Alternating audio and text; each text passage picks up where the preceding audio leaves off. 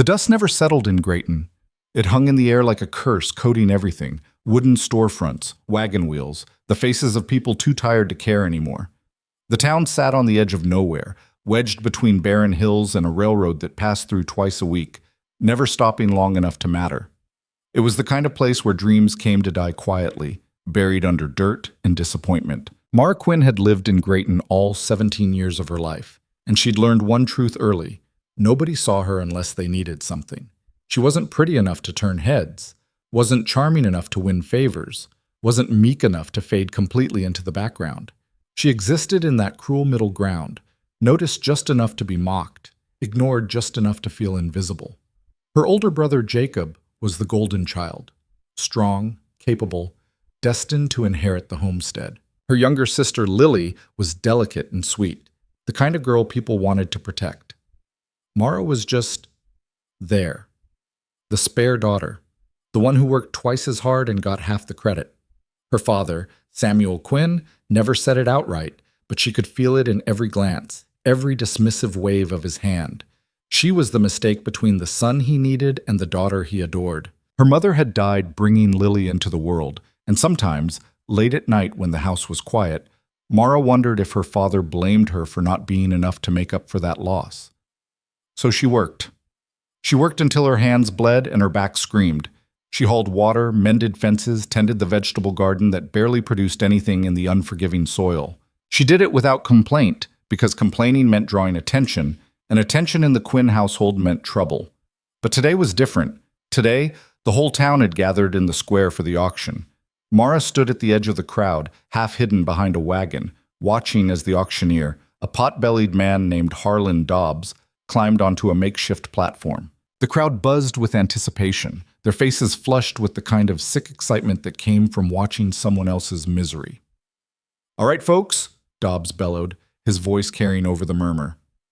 "Settle down now. You all know why we're here." Mara's gaze drifted to the iron cage behind him. Inside was a man. He sat slumped against the bars, wrists and ankles bound in heavy chains. His clothes were torn and filthy, his dark hair matted with dirt and sweat. A thick beard obscured most of his face, but even from a distance, Mara could see the exhaustion etched into every line of his body. He didn't look dangerous. He looked broken. "This here's Ronan Hale," Dobbs continued, gesturing toward the cage like he was presenting livestock. "Caught 3 weeks ago up in the high country. Mountain man. Drifter. And according to the marshal's report, a killer." A ripple of gasps and murmurs swept through the crowd. "Killed 3 men in cold blood over in Black Ridge," Dobbs said, his voice dropping to a theatrical whisper. "Burned down a trading post. Left nothing but ashes and bodies." Mara's stomach twisted. She'd heard the rumors, of course. Everyone had. But hearing it said aloud, stated as fact, made it real in a way that felt wrong. She studied the man in the cage again. He hadn't moved, hadn't reacted. He just sat there, staring at nothing, like he'd already given up. "Now, the law says he's got to hang," Dobbs went on, "but the judge up in Blackridge figured we could get some use out of him first. Hard labor. Work him till he drops, then string him up when he's done. So we're auctioning him off to the highest bidder. 5 years of labor, or until he dies. Whichever comes first." The crowd erupted in laughter and jeers. "Who'd want a killer on their land?" someone shouted. "I wouldn't trust him near my livestock," another voice called out. But Mara saw the greed flicker in their eyes. 5 years of free labor was 5 years of work they wouldn't have to do themselves. The trick was convincing themselves they could control him. "Starting bid is 10 silver, Dobbs announced. Silence. Mara watched as people shifted uncomfortably, avoiding eye contact with the auctioneer. 10 silver was steep, especially for something or someone who might kill you in your sleep. "Come on now," Dobbs cajoled. "Think of what you could do with 5 years of labor. Build a barn, clear a field, dig a well. This man's strong as an ox, look at him." Still, no one bid. Dobbs scowled. "Fine. 8 silver. Nothing. 5. A few people glanced at each other, but no hands went up. 3 silver then, Dobbs said, exasperation creeping into his voice. "That's a steal, folks. 3 silver for 5 years of work." Finally, a grizzled farmer near the front raised his hand. 2 silver. "And that's my final offer." Dobbs opened his mouth to argue, but another voice cut him off. 1 silver. The crowd turned as one. Mara's heart slammed against her ribs. She hadn't meant to say it. The words had just slipped out. But now every eye in the square was on her, and there was no taking it back. Dobbs blinked. What was that, girl? Mara stepped forward, her legs trembling. 1 silver, she repeated, louder this time. Laughter erupted from the crowd, harsh, mocking laughter that burned her ears. You? Someone sneered. You're going to buy a killer? She can't even handle her own chores, another voice shouted. What's she going to do with a mountain man? Her father's voice boomed over the noise. Mara, get back here. But she didn't move. She couldn't. Because in that moment, as the laughter washed over her, she felt something she hadn't felt in years. Rage. Rage at being dismissed. Rage at being overlooked. Rage at a lifetime of swallowing her voice and bending under the weight of other people's expectations. And beneath the rage, something sharper. A desperate, reckless need to prove she was more than the invisible girl they all thought she was. 1 silver, she said again, meeting Dobbs' eyes. The auctioneer hesitated, glancing at the farmer who'd bid 2. The man waved him off in disgust. Let her have him. She'll be dead in a week. Dobbs shrugged. Sold then. To Mara Quinn for 1 silver. The crowd erupted again, but Mara barely heard them. She fumbled in her pocket, pulling out the single silver coin she'd been saving for months, her only money, earned from mending clothes for the women in town. She walked up to the platform, hand shaking, and placed it in Dobbs' palm. He pocketed it with a grin. Pleasure doing business with you, Miss Quinn. Mara turned toward the cage. Ronan Hale was looking at her now. His eyes were dark, so dark they were almost black, and they held a kind of wary confusion, like he couldn't quite believe what had just happened. Up close, she could see the bruises mottling his face, the dried blood crusted at the corner of his mouth. He looked like a man who'd been beaten down so many times he'd stopped fighting back. He's yours, Dobbs said, unlocking the cage with a heavy iron key. But you keep him chained, you hear? And if he so much as looks at you wrong, you bring him back and we'll hang him on the spot. Mara nodded mutely. 2 men dragged Ronan out of the cage and shoved him toward her. He stumbled, chains rattling, but caught himself before he fell. He stood there, towering over her, easily a head taller and twice as broad, and for a moment Mara felt the full weight of what she'd just done. She'd bought a man accused of murder, a man she didn't know, couldn't trust, and had no idea how to control. What the hell were you thinking? Her father's voice was like a whip crack. Samuel Quinn stormed through the crowd, his face red with fury. He grabbed Mara's arm, spinning her around to face him. Do you have any idea what you've just done? He hissed. You've made us a laughingstock, he snarled. The whole town thinks you've lost your mind. They already thought that, Mara shot back, surprising herself with the venom in her voice. Her father's eyes narrowed. You take him back, right now. I can't. The sale's final. Then we'll return him to the marshal. Get your money back. There's no refund, Dobbs called out cheerfully from the platform. All sales are final. Samuel's jaw clenched. He glared at Ronan, who stood silent and still, head bowed. Fine, but if he causes trouble, if he so much as breathes wrong, I'm putting a bullet in him myself, understood? Mara nodded. Her father released her arm and stalked off, muttering curses under his breath. The crowd began to disperse, throwing looks over their shoulders, some pitying, some amused, some openly hostile. Mara stood there, clutching the chain that bound Ronan's wrists, feeling the weight of 100 judgments pressing down on her. Come on, she said quietly. Ronan followed without a word. Look, the walk back to the Quinn homestead took 20 minutes, but it felt like hours. Mara didn't look back. She didn't need to. She could hear the shuffle of Ronan's boots, the clink of his chains, the ragged rhythm of his breathing. The sun beat down on them, relentless and unforgiving, and dust kicked up with every step. She didn't know what to say to him. Didn't know if she should say anything at all. What do you say to a man you just bought? Sorry for purchasing your life with a single coin? Hope you're not actually a murderer? When they finally reached the homestead, Mara stopped at the gate. The Quinn property was a sorry sight. A sagging house with peeling paint, a barn that leaned precariously to one side, and fields that produced more weeds than crops. It was the kind of place that whispered failure with every rotting board and cracked window. Jacob was in the yard, chopping wood. He looked up as they approached, his expression shifting from confusion to disbelief. "You actually bought him?" he said, leaning on his axe. "Yeah," Mara said. Jacob laughed, a short, incredulous bark. "You're crazier than I thought." "Probably." Her brother's gaze shifted to Ronan and his amusement faded. "He looks half dead." "He's been in a cage for 3 weeks. Still, I wouldn't turn my back on him." Mara didn't respond. She led Ronan past the house to the barn, which was less a structure and more a collection of rotting wood held together by stubbornness. Inside, the air was thick with the smell of hay and manure. A few chickens scattered as they entered. "You'll sleep here," Mara said, pointing to a corner where a pile of old blankets had been tossed. Ronan nodded. She hesitated, then unlocked the chains around his ankles. His wrists she left bound, not because she thought he'd attack her, but because her father would check, and if he found Ronan unchained, there'd be hell to pay. "Are you hungry?" she asked. Ronan looked at her for a long moment, his expression unreadable.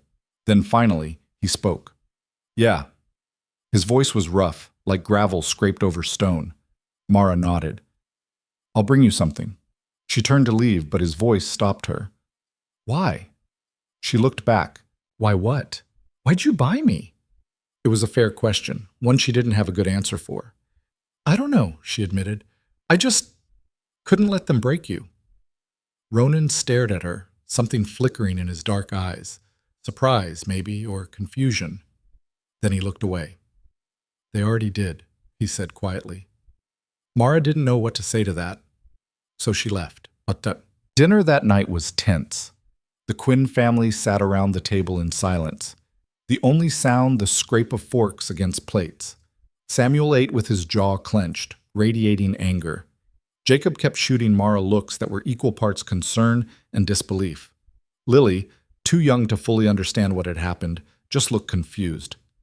"You'll work him till he drops," Samuel said finally, not looking at Mara. "I don't care if he's tired. I don't care if he's sick. He works. That's what you paid for." "Yes, sir," Mara said. "And if he causes trouble, I know." Samuel's gaze snapped to her. "Do you?" "Because I don't think you understand what you've brought onto this land." "I understand," Mara said, meeting his eyes. Her father stared at her for a long moment, then went back to his food. "You're on watch tonight. If he tries anything, you shoot him." Mara's stomach dropped. That's an order." She nodded, swallowing hard. After dinner, she grabbed a plate of leftover stew and a hunk of bread and headed back to the barn. Ronan was sitting in the corner where she'd left him, his head resting against the wall. He looked up as she entered. "Brought you food?" she said, setting the plate down in front of him. He stared at it like he didn't trust it. "It's not poisoned," Mara said dryly. A ghost of a smile flickered across his face, so brief she almost missed it. Then he picked up the plate and ate, slow and deliberate, like someone who'd gone hungry too many times to rush. Mara sat down on a nearby crate, watching him. She should have been scared, should have been on guard, ready to run at the first sign of danger, but she wasn't. Instead, she felt curious. "Did you really kill those men?" she asked. Ronan stopped chewing. He looked at her, his expression unreadable. "Does it matter?" he said finally. "Yeah, it does." He set the plate down, wiping his mouth with the back of his hand. "You already bought me. Little late to start asking questions." "I'm asking now." Ronan studied her, his dark eyes searching hers. Then he leaned back against the wall. "No," he said, "I didn't kill them." "But they said a lot of things," he interrupted. "Doesn't make them true." Mara frowned. "Then why didn't you defend yourself? Why didn't you tell them you were innocent?" Ronan laughed, a bitter, hollow sound. "You think they'd listen?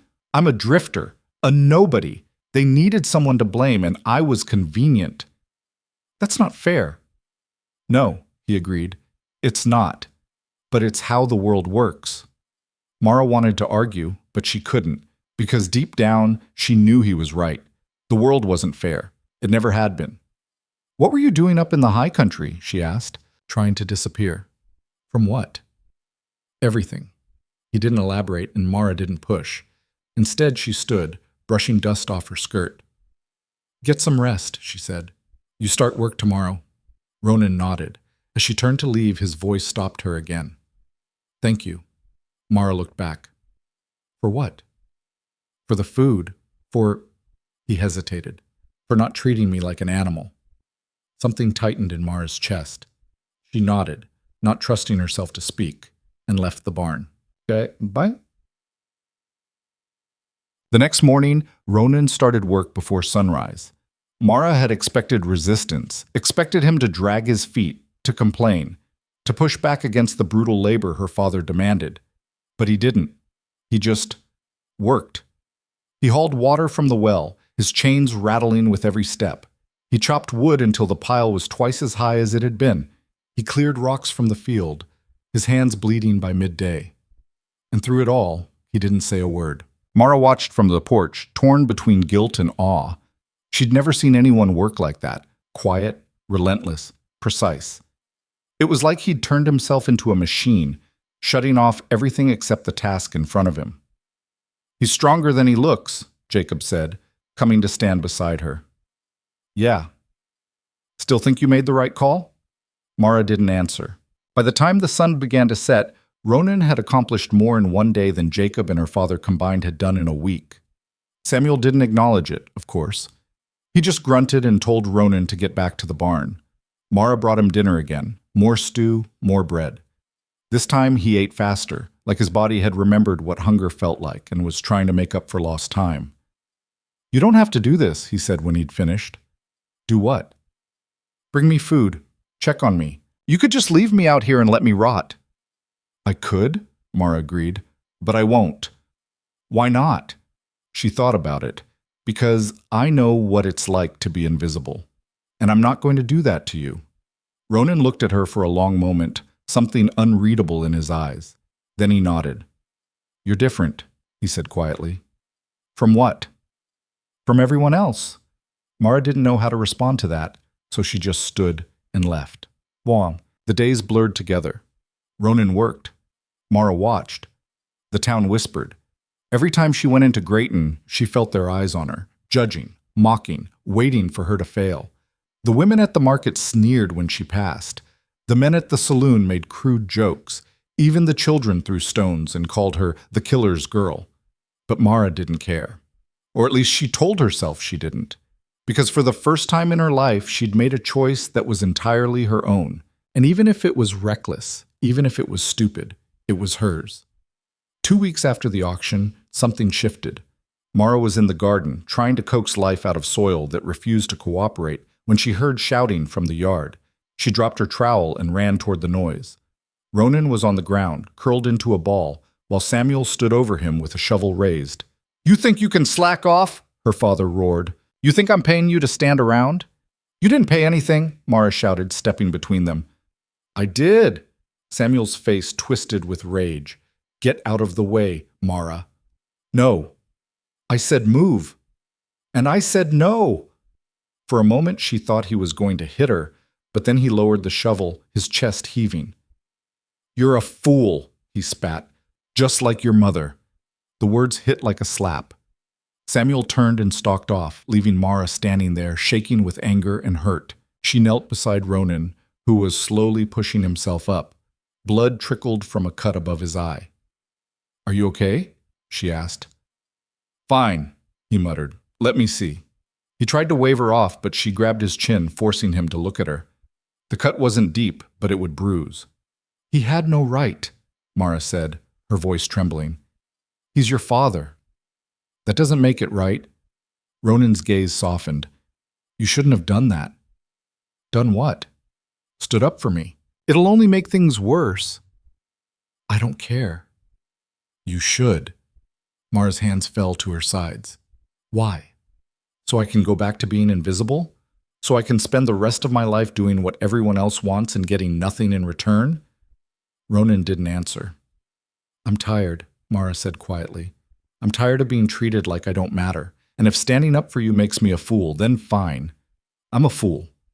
She stood and walked away before he could respond. That night, Mara couldn't sleep. She lay in her bed, staring at the ceiling, replaying the day's events over and over. Her father's words echoed in her mind, just like your mother. She didn't remember her mother well, just fragments. A soft voice singing lullabies, gentle hands braiding her hair, a smile that felt like sunlight. And then, nothing, just absence.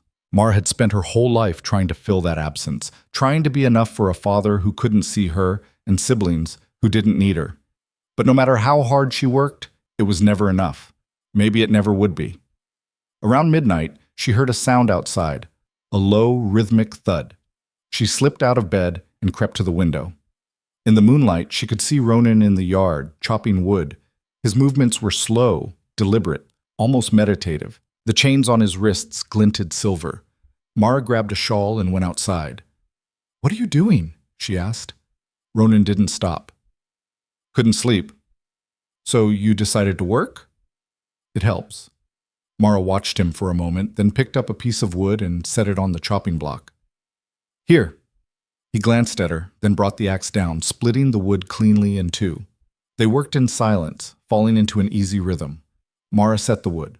Ronan chopped it, over and over, until the pile was gone and the sky began to lighten. When they finally stopped, Ronan leaned on the axe, breathing hard. "Thank you," he said. "For what?" "For treating me like a person." Mara's throat tightened. "You are a person." "Not to most people." She didn't know what to say to that. Ronan set the axe down and looked at her, really looked at her, and for the first time Mara felt seen, not as the spare daughter, not as the invisible girl, just as herself. "You're braver than you think," he said quietly. And then he walked back to the barn, leaving Mara standing alone in the fading darkness, her heart pounding for reasons she didn't fully understand. Winter crept in slowly, like a predator stalking its prey. The first frost came in early November, coating the ground in a thin layer of ice that crunched underfoot. The wind grew sharper, biting through clothes and skin, and the work, always brutal, became nearly unbearable. But Ronan never complained. He mended the barn roof before the snow came. He reinforced the fence posts. He cleared the irrigation ditch that had been clogged for years. Slowly, piece by piece, the homestead began to look less like a graveyard and more like a place where people actually lived. Even Samuel couldn't ignore it. "He's a good worker," he admitted one evening, grudgingly. "I'll give him that." It was the closest thing to praise Mara had ever heard her father give. But the town didn't see it that way. Every time Mara went into Grayton, the whispers followed her. "She's sleeping with him," they said. "She's gone mad. She'll end up dead in a ditch." Mara ignored them, or tried to. But ignoring something didn't make it go away. One afternoon in late November, she was at the market when a woman named Clara Voss cornered her. "You need to get rid of that man," Clara said, her voice low and urgent. "I'm not getting rid of him," Mara said evenly. "He's dangerous, Mara. Everyone knows it." "Everyone's wrong." Clara's expression hardened. "You think you're special, don't you? You think you can save him?" "I'm not trying to save him. I'm just trying to treat him like a human being." "Well, you're a fool. And when he kills you, don't say I didn't warn you." Mara walked away before she said something she'd regret, but Clara's words stuck with her, gnawing at the edges of her mind. "When he kills you. Not if. When." It was like the whole town had already decided how this story would end. But December brought the first real snow. It fell in thick, heavy flakes, blanketing the homestead in white. The temperature plummeted and the wind howled through the cracks in the walls. Mara spent most of her time huddled near the fire, trying to stay warm. But Ronan was outside, as always, working. She watched him from the window, marveling at his endurance. How did he do it? How did he keep going when everything, the cold, the chains, the relentless labor, should have broken him by now? One evening, she couldn't take it anymore. She grabbed a blanket and went out to the barn. Ronan was sitting in his corner, rubbing his hands together for warmth. His breath came out in visible puffs. "Here," Mara said, draping the blanket over his shoulders. He looked up, surprised. "You don't have to." "I know, but I'm doing it anyway." She sat down beside him, close enough to share the blanket's warmth, but far enough to maintain a respectful distance. For a while, neither of them spoke.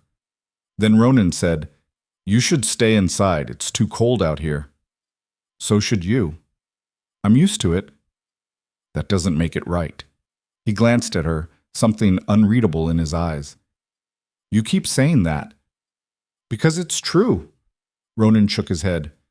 "You're going to get yourself in trouble, Mara Quinn." "Maybe, but at least I'll know I tried." He was quiet for a moment. Then he said, "Why do you care so much?" Mara thought about it. "Because nobody ever cared about me, and I know what that feels like." Ronan's expression softened. "I'm sorry." "Don't be. It made me stronger." "Or angrier." Mara laughed, a short, bitter sound. "Maybe both." They sat in silence, the cold pressing in around them. And for the first time since the auction, Mara felt something she hadn't felt in years. Hope. Christmas came and went without ceremony. The Quinns didn't celebrate much. There wasn't money for gifts or feasts, and Samuel wasn't the sentimental type. But Lily made a small wreath out of pine branches and hung it on the door, and Jacob managed to shoot a turkey, which they roasted for dinner. Mara saved a plate for Ronan. When she brought it to the barn, she found him sitting by a small fire he'd built in a corner. He looked up as she entered, his face lit by the flickering flames. "Merry Christmas," she said, holding out the plate. He took it, his expression unreadable. "You didn't have to." "I know." Ronan ate slowly, savoring every bite. When he finished, he set the plate aside and looked at her. "Can I ask you something?" he said. "Sure." "What do you want, Mara?" She frowned. "What do you mean?" "From life. What do you want?" It was a simple question, but it hit her like a punch to the gut. Because the truth was, she didn't know. She'd spent so long surviving, so long trying to meet everyone else's expectations, that she'd never stopped to think about what she wanted. "I don't know," she admitted. I just want to matter. To someone. To anyone." Ronan nodded slowly. "You matter to me." Mara's breath caught. "You saved my life," he continued. "Not because you had to. Not because you wanted something from me. You did it because you thought it was right. That matters." Tears pricked at Mara's eyes, but she blinked them back. "Thank you," she whispered. Ronan smiled, a real, genuine smile. And for a moment, the cold, the fear, the uncertainty all faded away. It was just the two of them, sitting by a fire, holding on to something fragile and precious, and Mara knew in that moment that she would fight to keep it, no matter the cost. January brought storms that seemed determined to bury Grayton under snow and ice. The wind screamed through the valley like something alive and furious, rattling windows and tearing at roofs. The Quinn homestead huddled against the onslaught, its weathered boards groaning under the weight of winter's assault. Inside, the family moved through their routines with grim determination, rationing firewood and food, waiting for the season to break. But outside, Ronan kept working. Mara watched him from the kitchen window as he cleared snow from the barn entrance, his breath forming clouds in the frozen air. The chains on his wrists had rubbed his skin raw despite the cloth wrapping she'd given him, but he never mentioned the pain, never asked for rest. He just worked with that same quiet, relentless precision that had become as familiar to her as the sound of her own heartbeat. "You're staring again," Jacob said, coming up behind her. Mara jumped, heat flooding her cheeks. "I'm not staring. I'm just making sure he's all right." Jacob snorted. "Right, because that's all it is." "What's that supposed to mean?" Her brother leaned against the counter, arms crossed. "You know what the town's saying, don't you?" "I don't care what the town says." "Maybe you should. People are starting to talk, Mara. And not just gossip, real talk. Dangerous talk." Mara's stomach clenched. "What kind of talk?" Jacob's expression darkened. "Last week at the saloon, I heard some men discussing whether they should do something about the situation. They think you're being influenced." "Influenced?" Mara's voice rose. "By what? Common decency?" "By a convicted killer who's living on our land," Jacob said flatly. "They think he's manipulating you, that he's dangerous." "He's not dangerous." "You don't know that." "Yes, I do." Mara turned to face her brother fully. "I see him every day, Jacob. I talk to him. He's not what they say he is." "And what is he?" The question hung in the air between them. Mara opened her mouth, then closed it. Because the truth was complicated. Ronan was quiet and guarded, revealing pieces of himself in careful fragments. He was strong, but gentle. Haunted, but not broken. He was someone who'd been crushed by the world's weight and somehow kept standing. "He's just a man," she said finally. "A man who deserves a chance." Jacob sighed. "You always did have more heart than sense. Is that such a bad thing? In this world? Yeah, it is." He walked away, leaving Mara alone with her thoughts and the sound of wind howling outside. That evening, she brought Ronan his dinner as usual. He was sitting by his fire, adding small pieces of wood to keep the flames alive. When she entered, he looked up, and something in his expression made her pause. "What's wrong?" she asked. "Nothing." "Don't lie to me." Ronan was silent for a moment, then gestured for her to sit. Mara settled onto the wooden crate across from him, setting the plate down between them. "Your brother came to see me today," Ronan said. Mara's heart sank. "What did he say?" "He warned me, told me to keep my distance from you, said if I did anything to hurt you, he'd kill me himself." Jacob had no right to... He had every right. Ronan's dark eyes met hers. "He's protecting his sister. I respect that." "I don't need protecting from you." "Don't you?" Ronan leaned forward, his voice low and intense. "You bought me on impulse, Mara. You don't know anything about me. Not really. For all you know, everything they say could be true. But it's not." "How do you know?" "Because I've seen you," Mara said fiercely. "I've watched you work yourself half to death on this land. I've seen you gentle with the animals, careful with the tools. I've talked to you, Ronan. I know you." "You know what I let you see. Then show me more." The challenge hung in the air between them. Ronan stared at her, something conflicted flickering across his face. Then he looked away, into the fire. "I grew up in the mountains," he said quietly. "My father was a trapper, taught me everything he knew about surviving in the wild. When I was 16, he died in a hunting accident. After that, I just drifted. Moved from place to place, taking work where I could find it. Never stayed anywhere long enough to put down roots." "Why not?" Ronan's jaw tightened. "Because every time I did, something went wrong. People didn't trust drifters, didn't like strangers. I learned it was easier to keep moving than to fight for a place I'd never really belong." Mara's chest ached. "Is that what happened in Black Ridge? Someone didn't trust you?" "Something like that." His voice turned bitter. "I was working at a trading post. The owner accused me of stealing from the till. I didn't do it, but he had friends. And I had nobody. Before I could defend myself, the place burned down and 3 men died in the fire. They needed someone to blame, and I was convenient. That's horrible. That's life." Ronan picked up a piece of wood, turning it over in his hands. "I ran. Figured I'd disappear into the mountains where nobody could find me. But they tracked me down anyway. And now here I am." Mara watched the firelight play across his face, illuminating the scars and bruises that told stories he'd probably never share. "Do you regret running?" "Every day, because running made me look guilty. But staying would have gotten me hanged."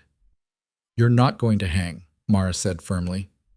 Ronan smiled, but it didn't reach his eyes. "You can't promise that." "Watch me." He shook his head, but there was something softer in his expression now. "You're stubborn, you know that." "So I've been told." They sat in comfortable silence, listening to the wind batter the barn walls. After a while, Ronan spoke again. "Why haven't you asked me about the murders?" Mara looked at him. "You already told me you didn't do it. And you believe me? Just like that?" "Yes." "Why?" "Because I've seen enough lies in my life to recognize the truth when I hear it." Ronan studied her for a long moment. "You're different, Mara Quinn. Different from anyone I've ever met." "Is that good or bad?" "I haven't decided yet." Mara smiled despite herself. She stood, brushing dust from her skirt. "Get some rest. Tomorrow's going to be another long day." "They're all long days." "True. But at least we're surviving them." As she turned to leave, Ronan's voice stopped her. "Mara?" "Yeah." "Thank you for believing in me." Her throat tightened. Someone should. The next morning brought more than just snow. Mara was in the chicken coop collecting eggs when she heard horses approaching. She stepped outside to see 3 men dismounting in the yard, Sheriff Tom Brennan and 2 deputies she didn't recognize. Her father emerged from the house, his face already set in a scowl. "Sheriff," Samuel said curtly, "what brings you out here?" Brennan was a tall, lean man with sharp features and eyes that missed nothing. "Need to have a word with you, Samuel, about your new worker." Mara's stomach dropped. She moved closer, clutching the egg basket. "What about him?" Samuel asked. "There's been complaints," Brennan said. "Folks in town are concerned about having a convicted murderer so close to civilization." "He's on my property, doing work I assign him. That's legal, isn't it?" "Legal, sure. But it's causing problems. People are scared." "People are idiots," Samuel said bluntly. Brennan's expression hardened. "That may be, but I've got a responsibility to keep the peace. I need to see the prisoner, make sure he's being properly secured. He's chained. What more do you want?" "I want to see him with my own eyes." Samuel's jaw clenched, but he jerked his head toward the barn. "Fine, but make it quick. I've got work to do." They all moved toward the barn, the sheriff, the deputies, Samuel, and Mara trailing behind. Her heart pounded against her ribs. Something about this felt wrong. The timing, the deputies she didn't recognize, the way Brennan's hand rested on his gun. Inside the barn, Ronan was repairing a broken stall. He looked up as they entered, his expression going carefully blank. "Stand up," Brennan ordered. Ronan set down his tools and stood, his chains rattling. The sheriff circled him slowly, like a predator assessing prey. "Chains look secure," Brennan said. "How's he been behaving?" "Fine," Samuel said. "Works hard, keeps his mouth shut." "No trouble?" "None." Brennan stopped in front of Ronan. "You causing problems, Hale?" "No, sir." "Good. Because if I hear otherwise, I'll be back. And next time, I won't be so friendly." It was a threat, plain and simple. Mara saw Ronan's hands clench, but he kept his expression neutral. "Understood, sir." Brennan nodded, then turned to Samuel. "Keep him locked up at night. Don't let him wander. And if anything happens, anything at all, you send word immediately." "I know how to handle my own property," Samuel said coldly. The sheriff's eyes narrowed, but he didn't push. He gestured to his deputies, and they filed out of the barn. Mara waited until she heard the horses ride away before she let out the breath she'd been holding. "That was close," Samuel muttered.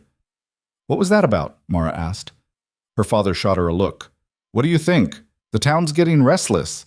They don't like having a killer in their midst." "He's not a killer." "That's not what the law says."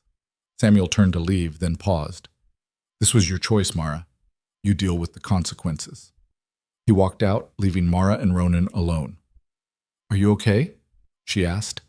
Ronan nodded, but she could see the tension in his shoulders. "That sheriff doesn't trust me." "He doesn't trust anyone." "Can't say I blame him." Mara moved closer. "Ronan, if this gets too dangerous—" "It's already dangerous," he interrupted. "Has been since the moment you bought me." "But I'm not going to run. Not again." "I don't want you to run. I just want you to be safe." His expression softened. "I know. But safety isn't something people like me get to have." The words hit her like a punch, because they were true. The world had decided who Ronan was before he'd ever had a chance to prove otherwise, and nothing she did would change that, unless she fought for it. The thought crystallized in her mind, sharp and clear. If the town wanted to paint Ronan as a monster, then she'd prove them wrong. She'd show them that he was more than the chains and the accusations, that he was human. But how? The answer came a week later. Mara was at the market, buying supplies, when she overheard 2 women talking near the vegetable stall. "Did you hear about the Johnsons?" one said. "No. What happened?" "Their barn collapsed under the snow, lost half their livestock. They're desperate for help, but they can't afford to hire anyone." Mara's mind raced. The Johnsons lived on the edge of town, a kind older couple who'd always treated her decently. If she could convince her father to let Ronan help them, she hurried home and found Samuel in the parlor, poring over ledgers. "I have an idea," she said. He looked up, suspicious. "What kind of idea?" "The Johnsons need help rebuilding their barn. What if we lent them Ronan for a few days?" Samuel's eyes narrowed. Why would I do that? Because it would show the town that he's not dangerous, that he can be useful to the community. Or it would give him a chance to escape. He won't escape. He's had plenty of opportunities and hasn't taken them. That's because he's biding his time. Or because he has nowhere to go, Mara countered. Think about it, Father. If Ronan helps the Johnsons, people will see him differently. It might ease the tension. Samuel was quiet for a long moment, his fingers drumming on the ledger. Finally, he sighed. Fine, but you're going with him. And if he so much as looks like he's going to run, you bring him back immediately. Thank you. Don't thank me. This is your mess to clean up. 2 days later, Mara and Ronan arrived at the Johnson farm. The barn was a disaster. Roof caved in, walls splintered, beams snapped like kindling. Mrs. Johnson came out to greet them, her face lined with worry. "Oh, Mara," she said, "you didn't have to come." "I wanted to help." Mara gestured to Ronan. "We both did." Mrs. Johnson's gaze shifted to Ronan, and for a moment Mara saw the fear flicker in her eyes. But then the older woman squared her shoulders. "Well, we certainly appreciate it. My husband's inside. His back's been bothering him something fierce." They got to work immediately. Ronan assessed the damage with a practiced eye, then began clearing debris. Mara helped where she could, hauling broken boards and sorting salvageable materials. By midday, they'd made significant progress. Mr. Johnson came out around noon, leaning heavily on a cane. He watched Ronan work for a while, then hobbled over to Mara. "He's good," the old man said. "Yes, he is." "Town says he's a murderer." Mara met his gaze. "Town says a lot of things." Mr. Johnson chuckled. "That they do. Most of it nonsense." He paused. "You trust him?" "With my life." The old man nodded slowly. "That's good enough for me." Over the next 3 days, Ronan rebuilt the Johnsons' barn almost single-handedly. He worked from dawn to dusk, his movements efficient and sure, and slowly something shifted. Mrs. Johnson started bringing him water without being asked. Mr. Johnson showed him where the best timber was stored. They talked, not much, but enough to break the wall of fear. On the final day, as they were packing up to leave, Mrs. Johnson pressed a small cloth bundle into Mara's hands. "What's this?" Mara asked. "Bread and preserves, for you and your family, and for him." She glanced at Ronan, who was loading tools into the wagon. "Thank you, dear, for giving us a chance to see past the rumors." Mara's eyes stung. "Thank you for letting us help." On the ride home, Ronan was quiet. Mara glanced at him several times, trying to read his expression. "That was good work," she said finally. "It was just a barn." "It was more than that. You showed them who you really are." Ronan's hands tightened on the reins. "I showed them what they wanted to see. A worker, a tool, nothing more." "That's not true." "Isn't it?" He looked at her. "They were nice to me because I was useful. The moment I stop being useful, I go back to being a monster." "Not to everyone. To enough people that it doesn't matter." Mara wanted to argue, but she couldn't. Because deep down, she knew he was right. Kindness in this world was conditional. And for someone like Ronan, someone the law had already condemned, those conditions were impossibly narrow. But she refused to accept it. "Then we changed their minds," she said. Ronan shook his head. "You can't change people, Mara." "Maybe not, but I can try." He was quiet for a moment. Then, so softly she almost missed it, he said, "You're going to get hurt."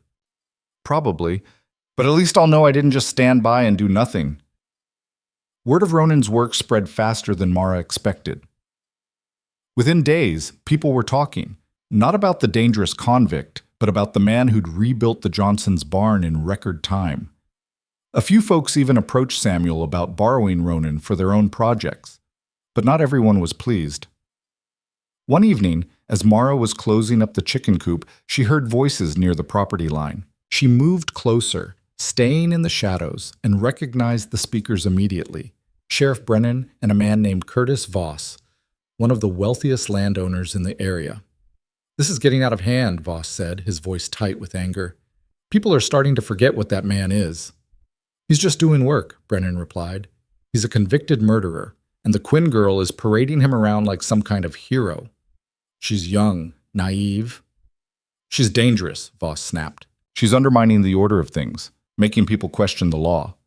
Brennan was quiet for a moment. What do you want me to do? Find a reason to take him back. Lock him up. Hang him. I don't care. Just get him off the streets before people start thinking they can defy judgment whenever it suits them. Mara's blood ran cold. That's not how the law works, Curtis. The law works however we make it work, Voss said coldly. You know that as well as I do. Footsteps indicated they were moving away. Mara waited until she was sure they were gone, then ran to the barn. Ronan was mending a saddle. He looked up as she burst in, breathless. We have a problem, she said. She told him everything she'd heard. As she spoke, Ronan's expression grew darker. They're going to come for me, he said when she finished. Not if we're careful. Careful won't matter. Voss has money and influence. If he wants me gone, I'm gone. Then we leave, Mara said suddenly. Ronan stared at her. What? We leave. Tonight.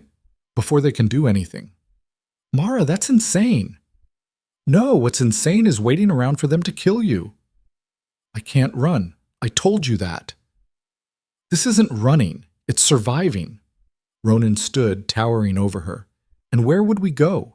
How would we live? You'd be throwing away everything. Your family, your home, your future. For a man you barely know. I know you well enough. No, you don't. His voice rose, frustration bleeding through. You see what you want to see. Some kind of noble victim who just needs a chance. But I'm not that person, Mara. I'm just a drifter who's made too many mistakes. Then make a different choice, Mara said fiercely.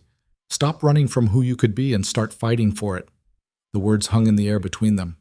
Ronan's jaw clenched, and for a moment she thought he was going to yell at her, but instead he turned away, shoulders slumping. You don't understand what you're asking. Then help me understand. He was silent for a long time. When he finally spoke, his voice was barely audible. I'm scared. The confession hit Mara like a physical blow. She stepped closer, her hand hovering near his shoulder but not quite touching. Of what? She asked gently. Of believing you. Of hoping that things could be different. He turned to face her, and she saw the raw vulnerability in his eyes. Every time I've tried to build something, it's been taken away, and I don't think I can survive it happening again. Mara's heart cracked open. I can't promise it won't happen, but I can promise I'll fight to keep it from happening, with everything I have. Ronan searched her face, looking for something, doubt, maybe, or hesitation, but she met his gaze without flinching. You're serious, he said. Completely. A strange expression crossed his face, something between wonder and disbelief. You're either the bravest person I've ever met, or the most reckless. Can I be both? Despite everything, he smiled. Yeah, I guess you can. They stood there in the dim barn, the weight of the world pressing down on them, but somehow feeling lighter because they were carrying it together. We'll figure this out, Mara said. Somehow. Ronan nodded slowly. Together? Together. But promises meant nothing when men with power decided otherwise. 3 days after her conversation with Ronan, Mara woke to the sound of horses thundering into the yard. She shot upright in bed, her heart already racing. Through the window, she could see the first gray light of dawn and the silhouettes of at least 6 mounted men. This wasn't a visit. This was a raid. She threw on her dress and ran downstairs, nearly colliding with Jacob in the hallway. Stay inside, he said, but she pushed past him. Outside, Samuel was already confronting the riders. Sheriff Brennan sat at the front, flanked by his deputies and 3 men Mara didn't recognize, hard-faced strangers with guns on their hips and badges that looked newly minted. What's the meaning of this? Samuel demanded. Brennan dismounted, his expression grim. Got a warrant for Ronan Hale's arrest. New charges. Mara's blood turned to ice. What charges? The sheriff pulled a folded paper from his coat. Triple murder, arson, theft, crimes committed in Black Ridge 5 years ago. Oh, those are the same charges he was already convicted on, Samuel said. No, these are new details, new evidence. Brennan's voice was flat, mechanical, like he was reading from a script. A witness has come forward, says he saw Hale kill 3 men and burn the trading post to cover it up. That's a lie, Mara said, her voice shaking. That's for a court to decide. Brennan gestured to his men. Where is he? Samuel hesitated, glancing at Mara. She saw the calculation in his eyes, the weighing of risk versus reward. Ronan was valuable labor, but he was also trouble. And Samuel Quinn had never been one to invite trouble into his life. "The barn," her father said finally. "No!" Mara grabbed Samuel's arm. "You can't let them take him." He shook her off. "It's out of my hands." The deputies moved past them, boots crunching on frozen ground. Mara ran after them, her breath coming in ragged gasps. She reached the barn just as they threw open the doors. Ronan was already awake, standing in the center of the space like he'd been expecting this. His face was pale but composed, his dark eyes tracking the deputies as they surrounded him. "Ronan Hale," Brennan said, stepping forward. "You're under arrest for the murders of Daniel Shaw, Peter Michaels, and Thomas Reed. You have the right to—" "I know my rights," Ronan interrupted quietly. "Then you know you're coming with us." Ronan's gaze found Mara's across the barn. For a moment, everything else faded. The deputies, the sheriff, the cold morning air. It was just the two of them, and she saw in his eyes what he wouldn't say aloud. He'd known this was coming, had probably known it from the moment she bought him, and he'd let himself hope anyway. "Don't resist," Brennan said. "We don't want trouble." "You won't get any from me." Ronan held out his wrists. "I'll go." "No!" Mara pushed through the deputies. "You can't just take him. He hasn't done anything." "Step back, Miss Quinn," Brennan warned. "He's innocent." "That's what they all say." One of the strangers, a deputy with a scarred face and cruel eyes, grabbed Ronan's arm and twisted it behind his back. Ronan grunted but didn't fight. Mara lunged forward, but Jacob caught her from behind, his arms locking around her waist. "Let me go!" "Mara, stop," her brother hissed. "You'll only make it worse."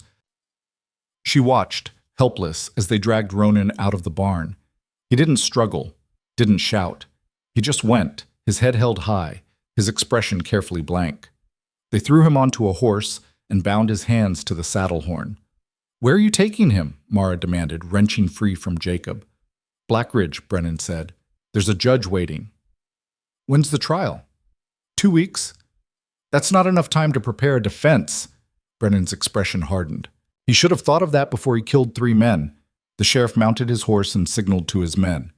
The group began to move, horses snorting and stamping in the cold. Mara ran after them, her feet slipping on ice. "Ronan!" He looked back just once, and in that look she saw everything he couldn't say: gratitude, regret, goodbye. Then they were gone, disappearing down the road in a cloud of dust and snow. Mara stood there until she couldn't see them anymore, until the sound of hoofbeats faded into silence, until the cold seeped through her dress and made her shiver. Jacob came up beside her. "Come inside." "They're going to hang him," she said, her voice hollow. Maybe not. They will. You know they will." She turned to her brother, tears streaming down her face. "He didn't do it, Jacob. He didn't kill those men." Jacob's expression was sad but resigned. "It doesn't matter what he did or didn't do.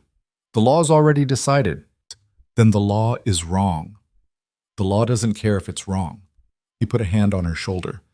"You did what you could, Mara. You gave him a few months of decent treatment. That's more than most would have done. It's not enough. It's all you can do." But that was where Jacob was wrong. Because as Mara stood there in the frozen yard, staring at the empty road, something crystallized inside her. A decision that was equal parts desperation and defiance. She wasn't done fighting, not even close.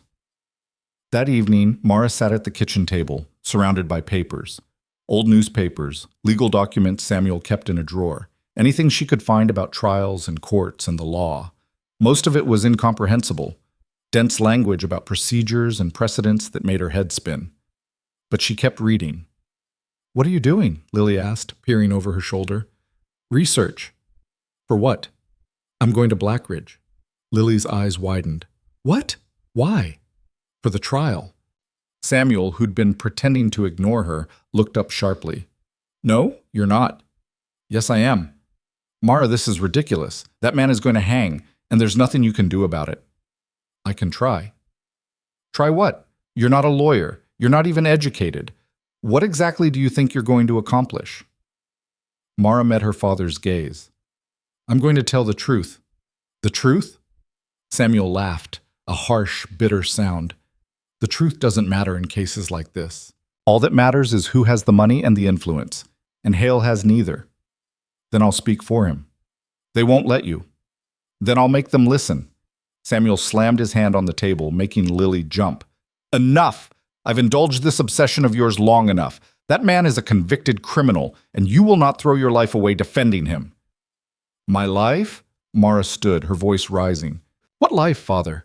The one where I work myself to exhaustion and get nothing in return? The one where I'm invisible unless you need something from me? That life? Don't you dare! He saw me! The words exploded out of her.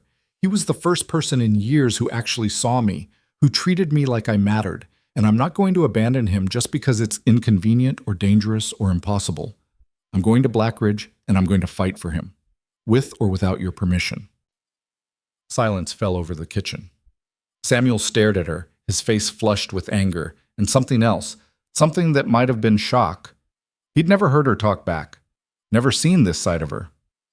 If you leave, he said finally, his voice cold, don't bother coming back. The words hit like a slap. Lily gasped. Jacob, standing in the doorway, closed his eyes. Fine, Mara said, her voice steady despite the tears threatening to spill. Then I won't. She turned and walked upstairs to pack. An hour later, she stood in the yard with a single bag slung over her shoulder. Jacob had saddled one of the horses for her, an old mare named Bess, who was steady, if not fast. You're really doing this, Jacob said. I am. He shook his head. You're insane. Probably. Jacob pulled something from his pocket, a small leather pouch. Take this. It's not much, but it'll get you food and a room for a few nights. Mara's throat tightened. Jacob, don't. Just take it. He pressed the pouch into her hand. And be careful. Blackridge isn't like Grayton. It's bigger, rougher. People there won't care about a girl traveling alone. I'll be fine. Will you? She didn't answer because, truthfully, she didn't know, but it didn't matter. She was going anyway. Lily ran out of the house, her face streaked with tears. She threw her arms around Mara. Don't go, she sobbed. Please don't go. Mara hugged her sister tight. I have to. But what if something happens to you? Nothing's going to happen. Promise? Mara couldn't promise that. So instead, she kissed the top of Lily's head and pulled away. Be good, she said, and take care of the chickens. Lily nodded, still crying. Samuel stood on the porch, watching. Mara met his eyes one last time, waiting for something, an apology, maybe, or a plea to stay. But he just stared at her, his expression hard and unyielding. So she mounted Bess and rode away from the only home she'd ever known. The journey to Blackridge took 3 days. Mara had never traveled alone before, and every mile felt like a test. The first night, she slept in a barn owned by a farmer who eyed her suspiciously, but let her stay after she offered him a few coins. The second night, she couldn't find shelter and ended up huddled under a tree, shivering in her coat and praying the wolves she heard howling stayed far away. By the time she reached Blackridge, she was exhausted, filthy, and running low on money. The town was everything Grayton wasn't. Big, bustling, loud. Buildings rose 3 stories high, their windows glowing with lamplight. The streets were paved with cobblestones, and carriages clattered past, their drivers shouting at pedestrians. The air smelled of smoke and garbage and too many people packed into too small a space. Mara felt like she'd stepped into a different world. She found a boarding house on the edge of town that looked halfway decent and paid for a week's stay. The landlady, a stern woman with graying hair, looked her up and down. You here for the trial? The woman asked. Mara blinked. How did you know? Everyone knows. It's all anyone's been talking about. The mountain man who killed 3 respectable citizens. Folks are eager to see him hang. Mara's stomach churned. When does it start? Day after tomorrow. Courthouse on Main Street. Can't miss it. Mara thanked her and hauled her bag upstairs to a cramped room with a narrow bed and a single window. She collapsed onto the mattress, her body aching from the journey. She'd made it. Against all odds, she'd made it. But now came the hard part. The next day, Mara went to the courthouse. It was an imposing building, red brick with white columns and a clock tower that loomed over the square. People milled about on the steps, their voices a low murmur of anticipation. Mara climbed the steps slowly, her heart pounding. Inside, the lobby was all polished wood and marble floors. A clerk sat behind a desk, scribbling in a ledger. Excuse me, Mara said. The clerk looked up, his expression bored. Yes? I'm here about the Ronan Hale case. I need to speak to someone. The trial's tomorrow. Public seating opens at 8.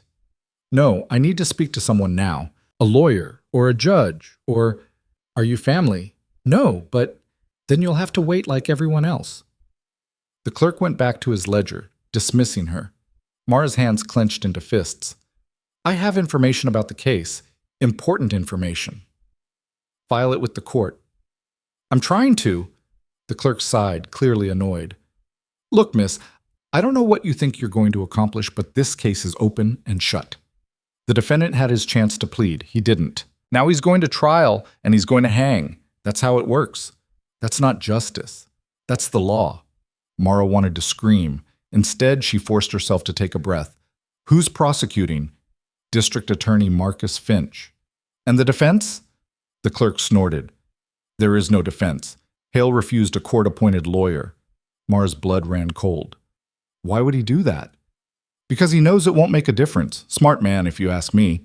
At least this way it'll be quick. No, that couldn't be right. Ronan wouldn't just give up. He wouldn't. But even as she thought it, Mara knew it was true. She'd seen it in his eyes that morning when they took him. The resignation, the acceptance. He'd stopped fighting because fighting had never worked before. Well, she hadn't stopped, and she wasn't about to start. I need to see him, Mara said. Who? Ronan Hale, the prisoner. The clerk raised an eyebrow. Visitations restricted to family. I'm his employer. Then you're not family. Please. Mara leaned forward, desperation bleeding into her voice. I came all the way from Grayton. I just need 5 minutes, that's all. The clerk studied her for a long moment. Then he sighed. 3rd floor, holding cells, but don't expect them to let you in. Mara didn't wait to hear more. She ran up the stairs, taking them 2 at a time until she reached the 3rd floor. A guard sat outside a heavy iron door reading a newspaper. I need to see Ronan Hale, she said, breathless. The guard didn't look up. No visitors. I'm his... Mara hesitated. What was she? Not family, not his lawyer, just a girl who'd bought him on impulse and somehow ended up caring more than she should. I'm his friend. No visitors, the guard repeated. Please, just 5 minutes. Rules are rules, miss.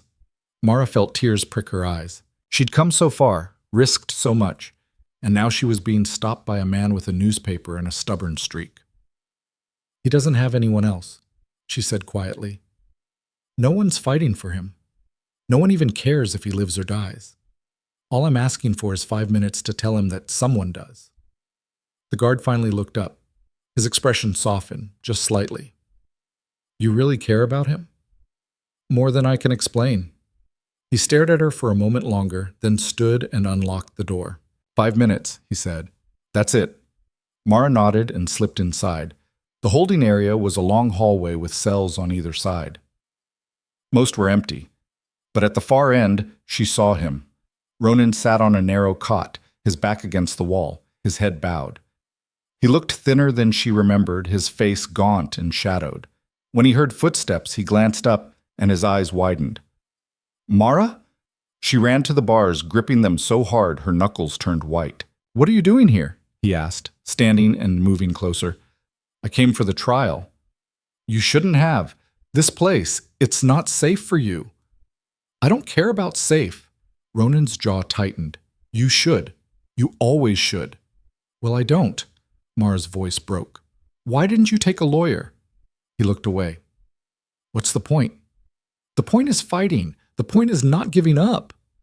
I've been fighting my whole life, Mara, and I'm tired. So what, you're just going to let them hang you without even trying? They've already decided, Ronan said quietly. The trial's just a formality, a show for the people. Then I'll be your lawyer. He stared at her. What? You heard me. I'll defend you. Mara, you can't. Why not? You don't have anyone else, and I know the truth. That should count for something. You're not trained. You don't know the law. I'll learn. Ronan shook his head, something like wonder in his eyes. You're insane. So people keep telling me. They'll laugh you out of the courtroom. Let them. I don't care. Mara pressed her face closer to the bars. I'm not giving up on you, Ronan. Not now. Not ever. So you can either help me or you can sit here and feel sorry for yourself. Your choice. For a long moment, he just looked at her. Then slowly, a smile tugged at the corner of his mouth. You're really something, you know that? I've been told. The guard's voice echoed down the hall. Time's up. Mara's heart sank. I have to go. Wait. Ronan reached through the bars, his hand finding hers. His grip was warm, solid, real. The witness. The one who claims he saw me kill those men. His name is Edward Finch. Finch? Like the prosecutor? His brother. Ronan's voice was low, urgent.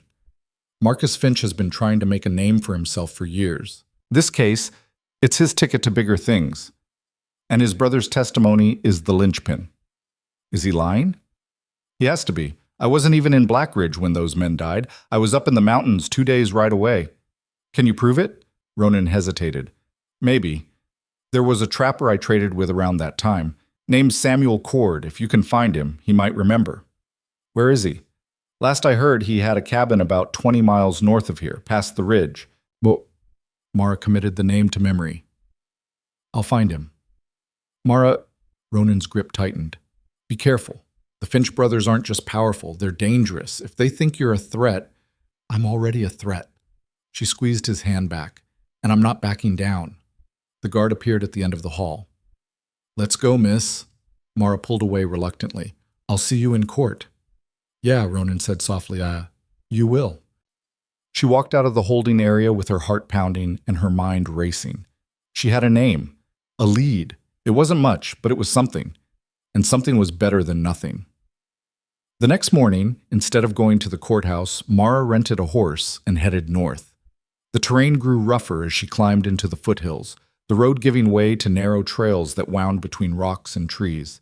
Snow lay thick on the ground, and the air was so cold it burned her lungs. But she kept going. By midday, she'd reached a small valley where smoke rose from a cluster of trees. She followed it and found a cabin, rough-hewn logs chinked with mud, a single window covered with oiled paper. She dismounted and approached the door, her heart pounding. Before she could knock, it swung open and a man stepped out, tall, bearded, with eyes that missed nothing. You lost? He asked. Are you Samuel Cord? His expression grew wary. Who's asking? My name is Mara Quinn. I need to talk to you about Ronan Hale. The man's face went carefully blank. Don't know the name. Please. He's on trial for murders he didn't commit, and you might be the only person who can prove it. Cord studied her for a long moment. Then he stepped aside. Come in. But if this is a trick, you'll regret it. Inside, the cabin was sparse but clean. A table, a bed, shelves lined with traps and pelts. Cord gestured for her to sit. Now, he said, tell me why I should help a man I haven't seen in 5 years. Mara took a breath and told him everything. The auction, the work, the arrest, the trial. And through it all, Cord listened without interrupting. When she finished, he was quiet for a long time. Ronan Hale, he said finally. Yeah, I remember him. Quiet guy, good tracker, honest. Can you testify that he was with you when the murders happened? I can testify he traded with me around that time. Can't say exactly when, but it was winter. Late January, maybe early February. The murders were January 23rd. Cord nodded slowly. Then, yeah. He couldn't have been in Blackridge. It's a 3-day ride from here. Relief flooded through Mara. Will you come to the trial? Tell them that? What's in it for me? The question was blunt, mercenary. But Mara understood. People like Cord didn't survive in the wilderness by doing favors for strangers. Nothing, she admitted, except the chance to do the right thing. Cord laughed, a rough bark of sound. The right thing doesn't pay bills, girl. No, but it might save a man's life. He stared at her, something shifting in his expression. Then he sighed. All right, I'll come. But if this backfires, I'm gone. Thank you, Mara said, her voice thick with emotion. Don't thank me yet. We still have to convince a courtroom full of people who've already made up their minds. They rode back to Blackridge together, arriving just as the sun began to set. Mara found Cord a room at the boarding house, then collapsed into her own bed. exhaustion crashing over her like a wave. Tomorrow, the trial would begin, and she had no idea if she was ready. But ready or not, morning came anyway. Mara woke before dawn, her stomach a knot of nerves. She dressed carefully in the only decent dress she owned, a simple gray wool that her mother had made years ago. It was plain, unremarkable, but it was clean, and it would have to be enough. She pinned her hair back, her hands trembling, and studied herself in the cracked mirror above the wash basin. She looked terrified. She forced herself to take a breath, then another. She couldn't afford to look weak, not today. Today, she had to convince a room full of strangers that a convicted drifter was innocent and that the powerful Finch family was lying. The weight of it threatened to crush her. A knock at the door made her jump. Samuel Cord stood in the hallway, looking uncomfortable in clothes that were slightly too small for his frame. "Ready?" he asked. "No, but we're going anyway." They walked to the courthouse together through streets already filling with people. Word had spread that the trial was today, and it seemed like half of Blackridge had turned out to watch. Mara heard snatches of conversation as they passed. Speculation about the verdict, bets on how long the deliberation would take, crude jokes about hanging a mountain man. Her hands clenched into fists. The courthouse steps were packed. People jostled for position, eager to secure seats in the gallery. Mara pushed through the crowd, Cord following in her wake, until they reached the doors. A bailiff stopped them. "Court business only." "I'm representing the defendant," Mara said, her voice steadier than she felt. The bailiff looked her up and down, his expression skeptical. "You're a lawyer?" "I'm his counsel." "That's not what I asked." "It's what I'm telling you." The bailiff's eyes narrowed, but before he could respond, a voice cut through the noise. "Let her through, Daniel." Mara turned to see a man descending the courthouse steps, tall, impeccably dressed, with silver hair and sharp blue eyes that assessed her like a merchant appraising livestock. This had to be Marcus Finch. "Miss Quinn, I presume," he said, his tone pleasant but his smile not reaching his eyes. "You know who I am?" "Of course. Small-town girl comes to the big city to save her pet criminal. Word travels fast." He extended a hand. "Marcus Finch, district attorney." Mara didn't take his hand. "I know who you are." Finch's smile tightened.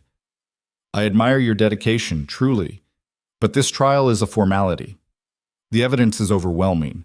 You'd be doing your friend a kindness by convincing him to plead guilty. It would spare him the humiliation of a public conviction. He's innocent. They all are, Miss Quinn, until the jury says otherwise." "Your brother is lying." The words hung in the air between them. Finch's expression didn't change, but something cold flickered in his eyes. "That's a serious accusation," he said quietly. "It's the truth. Truth is what we prove in court. And I have witnesses, evidence, and a defendant with no alibi and every reason to run." He leaned closer, his voice dropping. "You're out of your depth, Miss Quinn. Go home, before you embarrass yourself." "I'm not going anywhere." Finch studied her for a moment longer, then stepped back. "Suit yourself. But don't say I didn't warn you." He walked into the courthouse, leaving Mara standing on the steps with her heart hammering against her ribs. "That man's dangerous," Cord muttered. "I know." "You sure you want to do this?" Mara thought of Ronan sitting in that cell, resigned to his fate, thought of the way he'd looked at her through the bars, like she was the only light in a world gone dark. "I'm sure." The courtroom was already filling when they entered. It was a cavernous space with high ceilings, tall windows, and rows of wooden benches that stretched toward a raised platform where the judge would sit. The walls were lined with portraits of stern-faced men in robes, their painted eyes seeming to follow Mara as she made her way to the front. The defendant's table sat to the left, empty except for a single chair. Mara set her bag down and took her place, her legs shaking. Across the aisle, Marcus Finch sat at the prosecution's table, flanked by two assistants who were already organizing stacks of documents. The gallery filled quickly, voices rising in a dull roar of anticipation. Mara recognized a few faces from Grayton, townspeople who'd made the journey to see the spectacle. Their eyes found her and they whispered to each other, smirking. Then a door at the side of the courtroom opened, and guards brought Ronan in. He was still chained, the iron links rattling with each step. His clothes were the same torn, dirty garments he'd been wearing when they arrested him, and his face was pale and drawn. But when his eyes found Mara's, something in his expression softened. The guards deposited him in the chair beside her and stepped back to stand against the wall. "You came," Ronan said quietly. "Of course I came." "You shouldn't have. Stop saying that." A ghost of a smile crossed his face. "Stubborn. You have no idea." The bailiff's voice boomed through the courtroom. "All rise for the Honorable Judge William Pritchard." Everyone stood as an elderly man in black robes entered from a side door and took his seat behind the bench. Judge Pritchard had a weathered face and sharp eyes that swept the courtroom with obvious displeasure at the crowd. "Be seated," he said. His voice was thin but carried authority. The room sat as one. Pritchard looked down at the papers before him, then at Ronan. "Ronan Hale, you stand accused of 3 counts of murder in the first degree, arson, and theft. How do you plead?" Ronan started to speak, but Mara stood quickly. "Not guilty, Your Honor." The courtroom erupted in murmurs. Pritchard's eyebrows rose. "And you are?" "Mara Quinn. I'm representing Mr. Hale." More murmurs, louder now. Someone in the gallery laughed outright. "You're an attorney, Miss Quinn?" "No, Your Honor." "Then you can't represent the defendant." "With respect, Your Honor, the defendant has the right to counsel of his choosing. If he chooses me, that's his right." Pritchard looked at Ronan. "Is this true? You want this girl to represent you?" Ronan hesitated for only a moment, then he nodded. "Yes, sir." Finch stood. "Your Honor, this is highly irregular. The defendant should have court-appointed counsel if he can't afford—" "The defendant has made his choice," Pritchard interrupted. He looked at Mara again, his expression unreadable. "Miss Quinn, do you understand that this is a capital case, that the defendant's life is at stake?" "Yes, Your Honor." "And you still wish to proceed?" "I do." Pritchard was silent for a long moment. Then he sighed. "Very well, but I'll warn you now.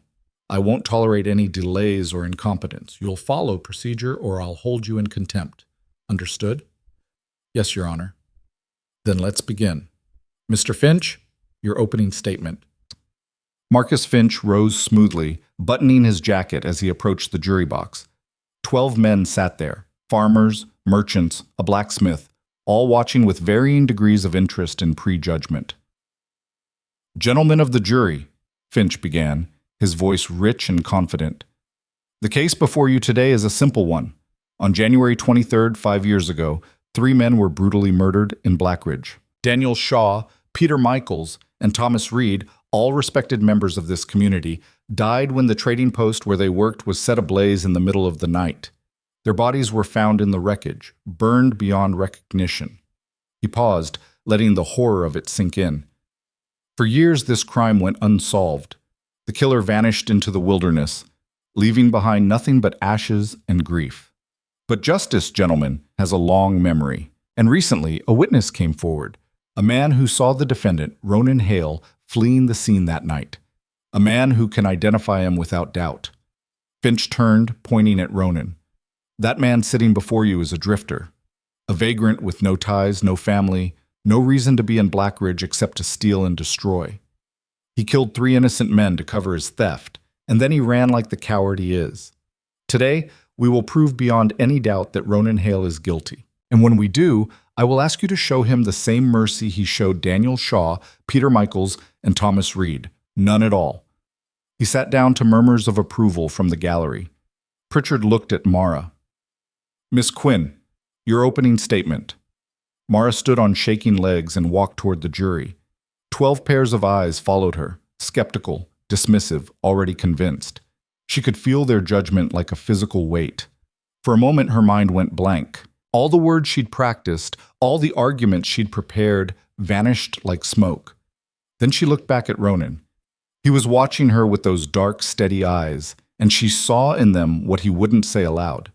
He believed in her, even if no one else did. That was enough. "Gentlemen," she began, her voice soft but clear.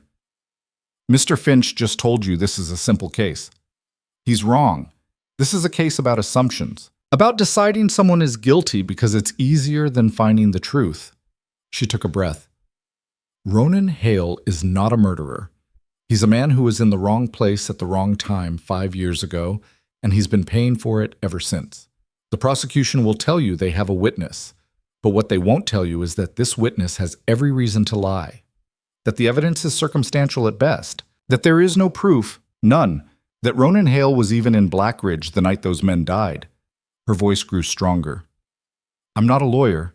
I'm just a girl from a small town who believes that every person deserves the chance to defend themselves. And today, I'm going to show you that the real criminals aren't the ones in chains. They're the ones hiding behind power and influence, using the law to destroy an innocent man. She walked back to her seat. The courtroom was silent. Then someone in the gallery snickered and the spell broke. Mr. Finch, Pritchard said, call your first witness. The prosecution calls Edward Finch to the stand. A man rose from the front row of the gallery, younger than Marcus, with the same sharp features but a weaker chin and nervous energy. He walked to the witness stand and was sworn in. Marcus approached his brother with a reassuring smile. Mr. Finch, can you tell the jury where you were on the night of January 23rd, 5 years ago? I was in Blackridge, working late at my shop. And what happened that night? Edward shifted in his seat. I heard shouting, saw smoke coming from the trading post. I ran toward it and saw a man fleeing the scene. Can you describe this man?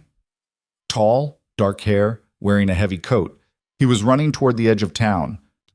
And do you see that man in this courtroom today? Edward's eyes found Ronan. Yes, that's him. The courtroom erupted in whispers. Marcus let it build, then continued. You're certain? Absolutely. I'll never forget his face. Thank you. No further questions. Pritchard looked at Mara. Your witness, Miss Quinn. Mara stood, her heart racing. This was it, her first cross-examination. She approached the witness stand slowly, studying Edward Finch. He met her eyes with barely concealed contempt. Mr. Finch, she began, you say you saw the defendant fleeing the scene. How far away were you? About 50 yards. And it was nighttime? Yes. Was there a moon? Edward hesitated. I don't remember. You don't remember if there was a moon, but you remember the defendant's face clearly enough to identify him 5 years later. I know what I saw. Do you? Or do you know what you were told to see? Marcus shot to his feet. Objection. The witness's testimony is sustained, Pritchard said. Miss Quinn, stick to questions. Mara nodded. Mr. Finch, isn't it true that you're the brother of the prosecuting attorney? Yes, but that doesn't... And isn't it true that your brother has been trying to make a name for himself in this district? That a high-profile conviction would advance his career considerably? That has nothing to do with what I saw, doesn't it? Mara stepped closer. You saw a man running in the dark from 50 yards away, and now, 5 years later, you're conveniently certain it was Ronan Hale, a man you'd never met before, a man whose face you couldn't possibly have seen clearly. I saw him! Or you're lying to help your brother. Objection, Marcus roared. Sustained. Miss Quinn, I'm warning you. But Mara wasn't done. Mr. Finch, where were you really that night? Because I don't think you were anywhere near the trading post. Edward's face flushed red. I was there. I saw him. Then why didn't you come forward 5 years ago? Why wait until now? I was scared. I didn't want to get involved. Or you didn't come forward because there was nothing to come forward about, because you're making this up. That's a lie. Mara turned to the jury. Is it? Or is the real lie sitting right there on that stand? Enough! Pritchard slammed his gavel. Miss Quinn, you will confine yourself to proper questioning, or I will hold you in contempt. Mara stepped back. No further questions. Edward left the stand, his face still red, his hands shaking. Marcus called 2 more witnesses, townspeople who testified about the fire, the bodies, the devastation, but none of them could place Ronan at the scene. When the prosecution rested, Pritchard looked at Mara. Defense may call its first witness. Mara stood. The defense calls Samuel Cord. Cord walked to the stand, his weathered face impassive. He was sworn in and sat down, his large frame making the witness chair look small. Mr. Cord, Mara said, what is your occupation? I'm a trapper, work the high country north of here. Do you know the defendant, Ronan Hale? I do. Traded with him a few times. When was the last time you saw him? Cord thought for a moment. Winter, 5 years ago, late January, maybe early February. Can you be more specific? Not exactly, but I remember it was cold. Heavy snow. He came to my cabin looking to trade pelts for supplies. And how far is your cabin from Black Ridge? 3 days' ride, maybe more in winter. Mara turned to the jury. So if Mr. Hale was at your cabin in late January 5 years ago, he couldn't have been in Black Ridge on January 23rd. Objection, Marcus said. The witness can't pinpoint the exact date, but he can establish that the defendant was nowhere near Black Ridge during the relevant time period, Mara countered. Pritchard considered. Overruled. Continue. Mara looked at Cord again. Why do you remember that particular visit? Because Hale helped me repair my roof. Storm had torn it up. He stayed 3 days working on it before he left. 3 days? At least. So there's no way he could have traveled to Black Ridge, committed these crimes, and returned in that time? No way at all.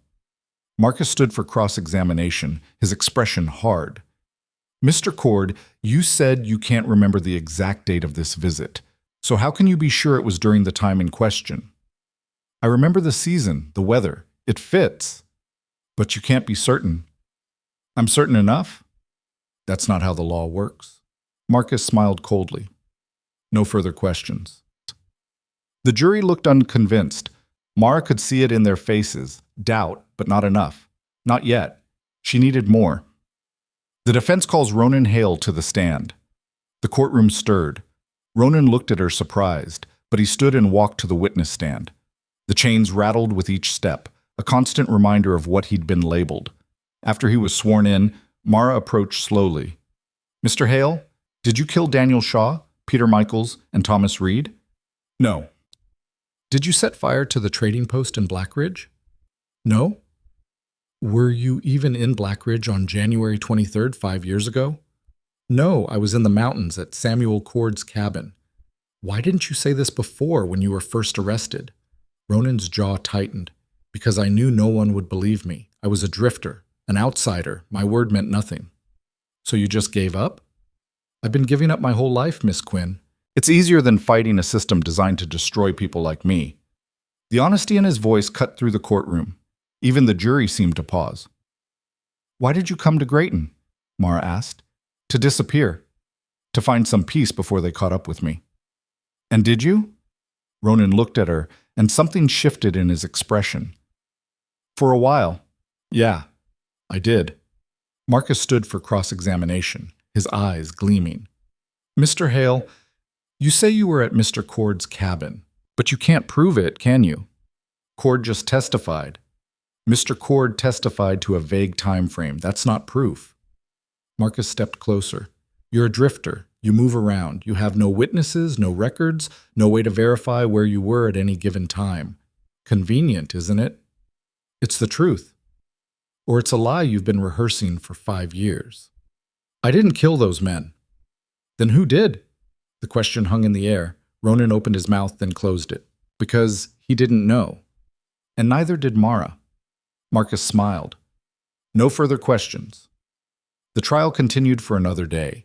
Arguments, rebuttals, procedural wrangling that made Mara's head spin. But the jury's expressions never changed. They'd made up their minds before the trial even started. When Pritchard finally sent them to deliberate, Mara felt the weight of failure settling over her like a shroud. They'd lost. She sat at the defendant's table, staring at her hands, while the courtroom emptied around her. Ronan sat beside her, silent. I'm sorry, she said finally. Don't be. You did more than anyone else would have. It wasn't enough. It was enough for me. Mara looked at him, tears burning her eyes. I should have found more evidence, should have prepared better, should have... Mara. Ronan's voice was gentle. You gave me something I haven't had in years. Hope. That's worth more than any verdict. She wanted to believe him, but hope didn't stop a noose. An hour later, the jury returned. The courtroom filled again, the crowd eager to hear the verdict. Mara and Ronan stood as the foreman, a heavy-set man with a perpetual frown, rose to speak. Have you reached a verdict? Pritchard asked. We have, Your Honor. What say you? The foreman looked at Ronan. We find the defendant. Wait! A voice from the back of the courtroom. Everyone turned. A man pushed through the crowd, middle-aged, well-dressed, with a nervous energy that made him fidget as he approached the bench. "Who are you?" Pritchard demanded. "My name is Harold Benson, Your Honor. I was the owner of the trading post that burned down." Marcus stood quickly. "Your Honor, this is highly irregular." "I have information about the case," Benson said, his voice shaking. "Information that changes everything." Pritchard's eyes narrowed. "Approach the bench." Benson walked forward, his hands trembling. Mara's heart raced. What was happening? "Speak," Pritchard ordered. Benson took a breath. "The fire wasn't arson. It was an accident. And the men who died, they weren't murdered. They were drunk, passed out in the back room with a lantern. The lantern tipped over, started the fire. I was there. I saw it." The courtroom exploded. "Why didn't you come forward before?" Pritchard demanded. "Because I was scared. The insurance company paid out a fortune for that fire. If they knew it was an accident caused by negligence, they'd have taken it all back. So I kept quiet. Let them think it was arson." Benson looked at Ronan, guilt etched into every line of his face. "But I can't let an innocent man hang for something he didn't do." Marcus was on his feet. "Your Honor, this testimony is convenient," Mara said, standing, "or the truth." Pritchard held up a hand for silence. "Mr. Benson, you're saying there was no murder at all?" "None. Just a terrible accident, and I've been living with the lie ever since." The judge looked at the jury, then at Marcus, then at Mara. His expression was unreadable. "This court," he said slowly, "will take a recess while I consider this new testimony." He struck his gavel and left the bench. Mara sank into her chair, her legs giving out. Beside her, Ronan sat frozen, disbelief written across his face. "Did that just happen?" he whispered. "I think so. We might actually win." "Don't," Mara said, afraid to let herself hope. "Not yet." But hope, once lit, was impossible to extinguish. 30 minutes later, Pritchard returned. The courtroom fell silent as he took his seat. After reviewing Mr. Benson's testimony and considering the lack of concrete evidence against the defendant, this court finds that the prosecution has not met its burden of proof. The charges against Ronan Hale are hereby dismissed. The gavel came down. For a moment, no one moved. Then the courtroom erupted, some in outrage, some in disbelief, but Mara barely heard any of it. Because Ronan was looking at her with an expression of such profound relief that it broke something open inside her chest. "You did it," he said. "We did it." Guards moved forward to unlock his chains.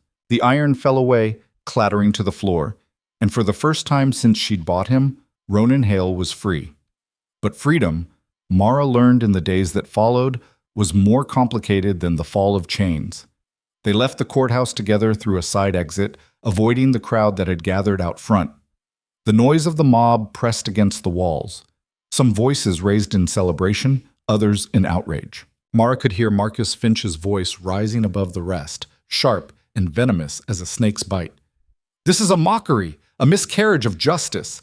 A guilty man walks free because of legal technicalities and the theatrics of an untrained girl playing at being a lawyer." Ronan's jaw tightened, but Mara grabbed his arm and pulled him forward. "Don't," she said quietly. "He wants a reaction. Don't give it to him. He's lying to those people. Let him lie. We know the truth. That's what matters."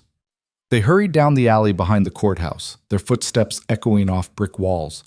When they finally emerged onto a quieter street, Ronan stopped and leaned against a building, his chest heaving like he'd been running for miles. "I can't believe it," he said, staring at his hands that were free of chains for the first time in months. "I actually can't believe it."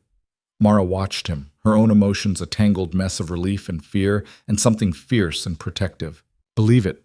You're free." "Am I?" He looked up at her, and she saw the doubt in his dark eyes.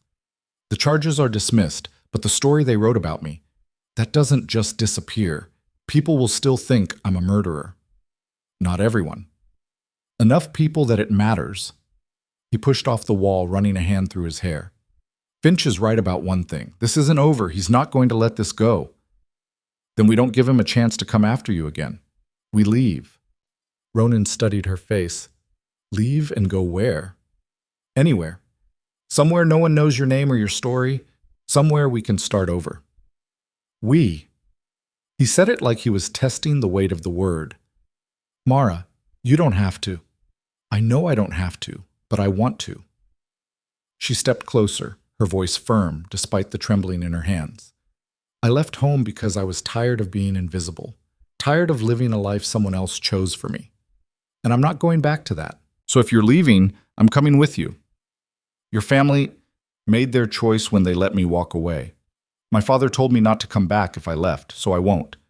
But Lily, we'll understand. Someday. Maybe.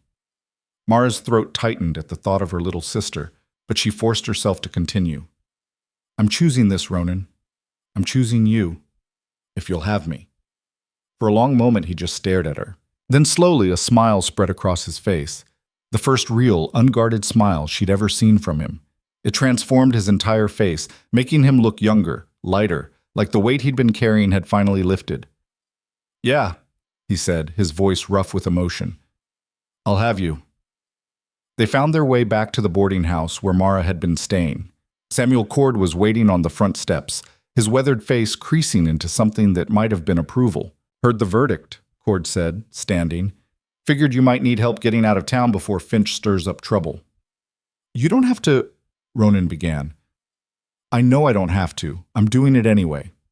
Cord jerked his thumb toward the street. Got my wagon ready. Can take you as far as the territorial border if you need. We appreciate it, Mara said, but we can't ask you to... You're not asking. I'm offering. Cord's expression softened slightly. You two did something important in that courtroom. Prove that truth still matters, even when power tries to bury it. Least I can do is make sure you live to enjoy it. They gathered their few belongings, Mara's single bag, the clothes Ronan had been wearing when arrested, and the small pouch of coins Cord had given Ronan after the trial. It wasn't much, but it was a start. As they were loading the wagon, a voice called out from down the street. Wait, please wait!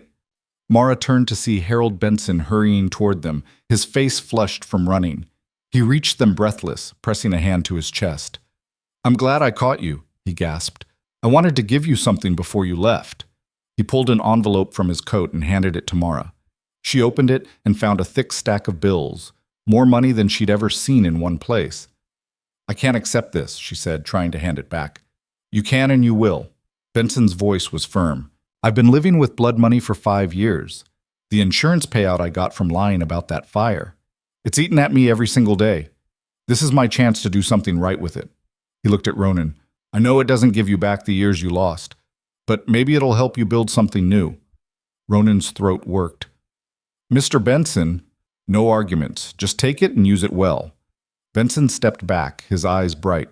And thank you, both of you, for showing me it's never too late to tell the truth. He walked away before either of them could respond, disappearing into the morning crowds. Mara counted the money with shaking hands. There's almost $300 here.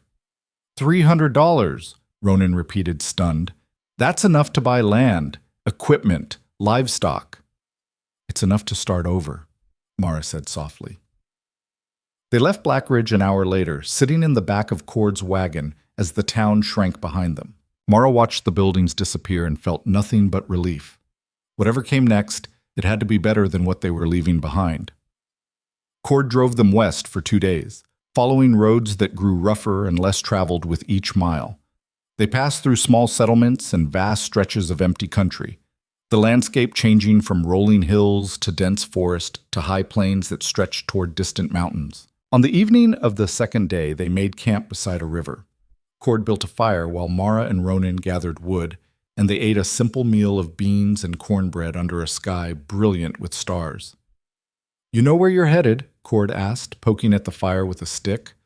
Ronan shook his head. Not exactly, just west, somewhere no one's heard of Blackridge or the trial. Might I make a suggestion? Cord pulled out a worn map from his pack and spread it on the ground. There's a valley about a week's ride from here, Cascade Valley, they call it. Territorial government's been offering land grants to settlers willing to homestead, 160 acres if you can prove up in 5 years. Mara leaned forward, studying the map. What's the catch? It's hard country, short growing season, cold winters. The land's cheap because it's not easy. Cord tapped the map. But if you can make it work, it's yours. No one asking questions about where you came from or what you did before. Ronan and Mara exchanged a look. 160 acres, Mara said slowly. That's enough to build a real farm. If we can survive 5 years, Ronan added, we've survived worse. Cord smiled. Then I'd say you found your destination. They parted ways with Cord the next morning. The old trapper gave them supplies, directions, and one final piece of advice. The valley's got a trading post called Redstone. Man who runs it is fair, doesn't pry into people's business. Tell him I sent you, he'll treat you right. Ronan shook Cord's hand firmly. I don't know how to thank you. Don't thank me. Just build something worth keeping. Cord looked at Mara. And you've got fire in you, girl. Don't ever let anyone put it out. I won't, Mara promised. They watched Cord's wagon disappear back the way they'd come, then turned their faces west toward mountains they couldn't yet see. The journey to Cascade Valley took 8 days. They traveled slowly, conserving their strength and their supplies. At night, they camped under the stars, and Ronan taught Mara things his father had taught him, how to read the weather in the clouds, how to find water by watching where animals grazed, how to build a fire that wouldn't give away their position. Why would we need to hide a fire? Mara asked on the third night. Because out here you never know who's watching. Bandits, deserters, people running from something. He poked at the small smokeless fire he'd built. Better to be cautious than dead. Is that how you survived all those years? Being cautious? That and learning when to run. He looked at her across the flames. I'm done running now, though. Whatever comes next, we face it together. Oh, together, Mara echoed, and the word felt like a promise. They talked on those long evenings, sharing stories they'd never had time to tell before. Mara told Ronan about her mother, the fragments she remembered, the warmth and safety that had died with her, about growing up in her father's shadow, always trying and always falling short, about the loneliness of being invisible in your own home. Ronan told her about his childhood in the mountains, about a father who'd been hard but fair, who'd taught him to respect the wilderness and never take more than he needed, about the years after his father died, drifting from town to town, never belonging anywhere, always one step ahead of trouble that seemed to find him regardless.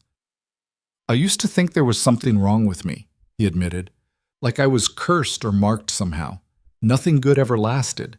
And now? He looked at her with an intensity that made her breath catch. Now I think maybe I was just waiting, for the right person, the right reason to stop running. Mara felt heat rise in her cheeks. That's a lot of pressure to put on one person. You bought me with a single silver coin and then fought a rigged legal system to save my life. I think you can handle the pressure. She laughed, and the sound echoed across the empty plains. They reached Cascade Valley on a crisp morning in early October. The valley spread before them like something from a dream, a vast expanse of forest and meadow carved by a river that ran silver in the sunlight. Mountains rose on 3 sides, their peaks already white with early snow. The air smelled of pine and cold water and possibility. This is it, Ronan said quietly. This is it, Mara agreed. They found the trading post Cord had mentioned, a rough building of logs and mud chinking that served as store, tavern, and informal government office. The man behind the counter was broad-shouldered and graying, with sharp eyes that assessed them carefully. Help you? He asked. Samuel Cord sent us, Ronan said. Said you might have information about land grants. The man's expression warmed slightly. Sam Cord, huh? How's the old bastard doing? Well enough to give strangers good advice. That sounds like Sam. He extended a hand.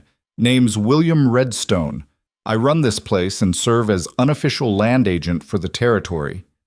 They shook hands, and Redstone pulled out a map similar to the one Cord had shown them. We've got parcels available all through the valley. 160 acres per claim. You've got 5 years to build a dwelling, clear 15 acres, and prove continuous residence. Do that, and the land's yours free and clear. What's available? Mara asked. Redstone traced his finger across the map. Sections 7 through 20 are still open. 7's closest to town, easier access but rockier soil. 20's further out but better land, more water. We'll take 20, Ronan said. Redstone raised an eyebrow. You sure? It's a hard 20 miles from here. You'll be isolated, especially in winter. We're sure, Mara said. All right then. Redstone pulled out a ledger and began filling in details. Names? Ronan hesitated just for a moment. Then he said, Ronan and Mara Hale. Mara's heart jumped. Hale. He'd used his real name and he'd included her in it, as if they were already married, as if it was already decided. She didn't correct him. Redstone finished the paperwork and handed them a deed. Section 20 is yours, pending proof of improvement. Survey stakes should still be standing. Look for the red ribbons. And welcome to Cascade Valley. Hope you survive it. They bought supplies with the money Benson had given them. Tools, seeds, a few chickens in a crate, flour and salt and other staples. Redstone threw in a couple of old blankets and a cast iron pot. You'll need these more than I do, he said. Winter comes early up here. Make sure you're ready for it. They loaded everything into the small wagon they'd bought and set out for Section 20. The journey took most of the day, following a rough track that wound through dense forest. When they finally reached the land that was now theirs, the sun was low on the horizon, painting everything in shades of gold and amber. The property was marked by survey stakes with faded red ribbons, and in the center was a natural clearing about 2 acres wide. A stream cut through the eastern edge, and the forest pressed in on all sides, thick stands of pine and fir that would provide timber for building. Ronan climbed down from the wagon and stood in the middle of the clearing, turning slowly to take it all in. The mountains rose in the distance, and the only sounds were the wind in the trees and the babble of the stream. What do you think? Mara asked. I think it's perfect. It's a lot of work. I know. We might fail. We might. He looked at her, and his expression was open, vulnerable in a way she'd never seen. But at least we'll fail together, and that's better than succeeding alone. Mara felt tears prick her eyes. When did you get so philosophical? When I met a girl who refused to let the world crush me. She walked to him and took his hands. We're really doing this? Building a life out here in the middle of nowhere? If you'll have me. I already said yes to that. I meant as my wife.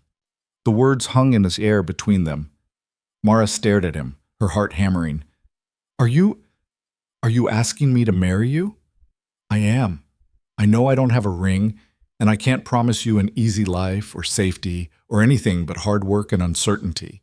But I can promise that I'll spend every day trying to be worthy of the faith you put in me. So Mara Quinn, will you marry me? She didn't hesitate. Yes.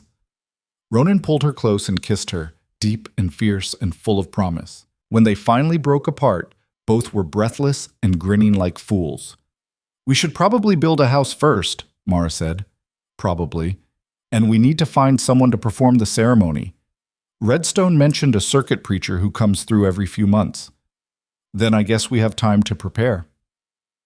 They made camp that night in the clearing that would become their home.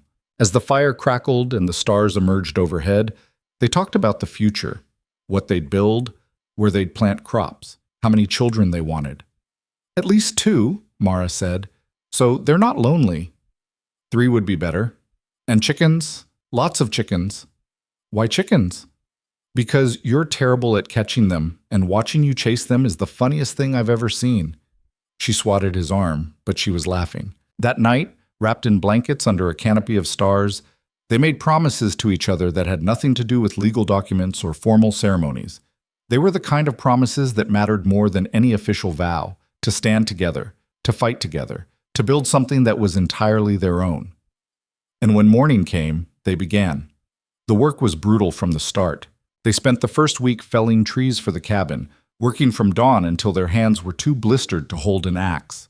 Ronan taught Mara how to notch logs properly, how to strip bark without damaging the wood, how to judge which trees would make the best building material. Not that one, he said when Mara pointed to a massive pine. Too much sap.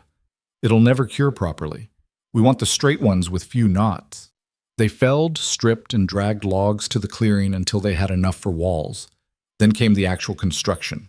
Raising the frame, fitting the logs, chinking the gaps with mud and moss. It was back-breaking, frustrating work.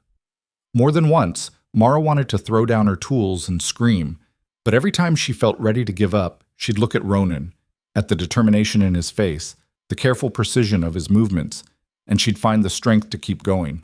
By the end of October, they had 4 walls and a roof. The cabin was small, one room with a fireplace at one end, but it was solid, and it was theirs. They moved in before the first real snow fell, bringing their meager supplies and the chickens, who immediately tried to escape and had to be herded back into the makeshift coop Ronan had built. That first night in their cabin, they sat by the fire eating beans and cornbread, too exhausted to do anything but stare at the flames. "We did it," Mara said. "First part. Anyway." "What's the second part?" "Not dying before spring." She laughed, but there was truth in his words. Winter in the mountains was no joke, and they were woefully unprepared. They had enough food for maybe 3 months if they were careful. After that, they'd have to hunt and hope the weather cooperated. The first snow came in early November, a light dusting that melted by noon. But it was a warning. The real storms would come soon, and they needed to be ready. They spent the next weeks gathering firewood, smoking what meat Ronan could hunt, and fortifying the cabin against the cold. Mara learned to shoot a rifle, though her aim was terrible at first.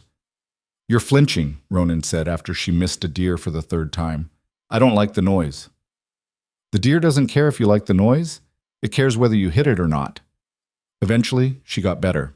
Not good, but good enough to bring down a rabbit or a grouse when Ronan was busy with other work. Winter hit hard in mid-November. The snow came down in sheets, burying the valley under drifts that reached the cabin windows. The wind howled like something alive and furious, shaking the walls and finding every tiny gap in the chinking.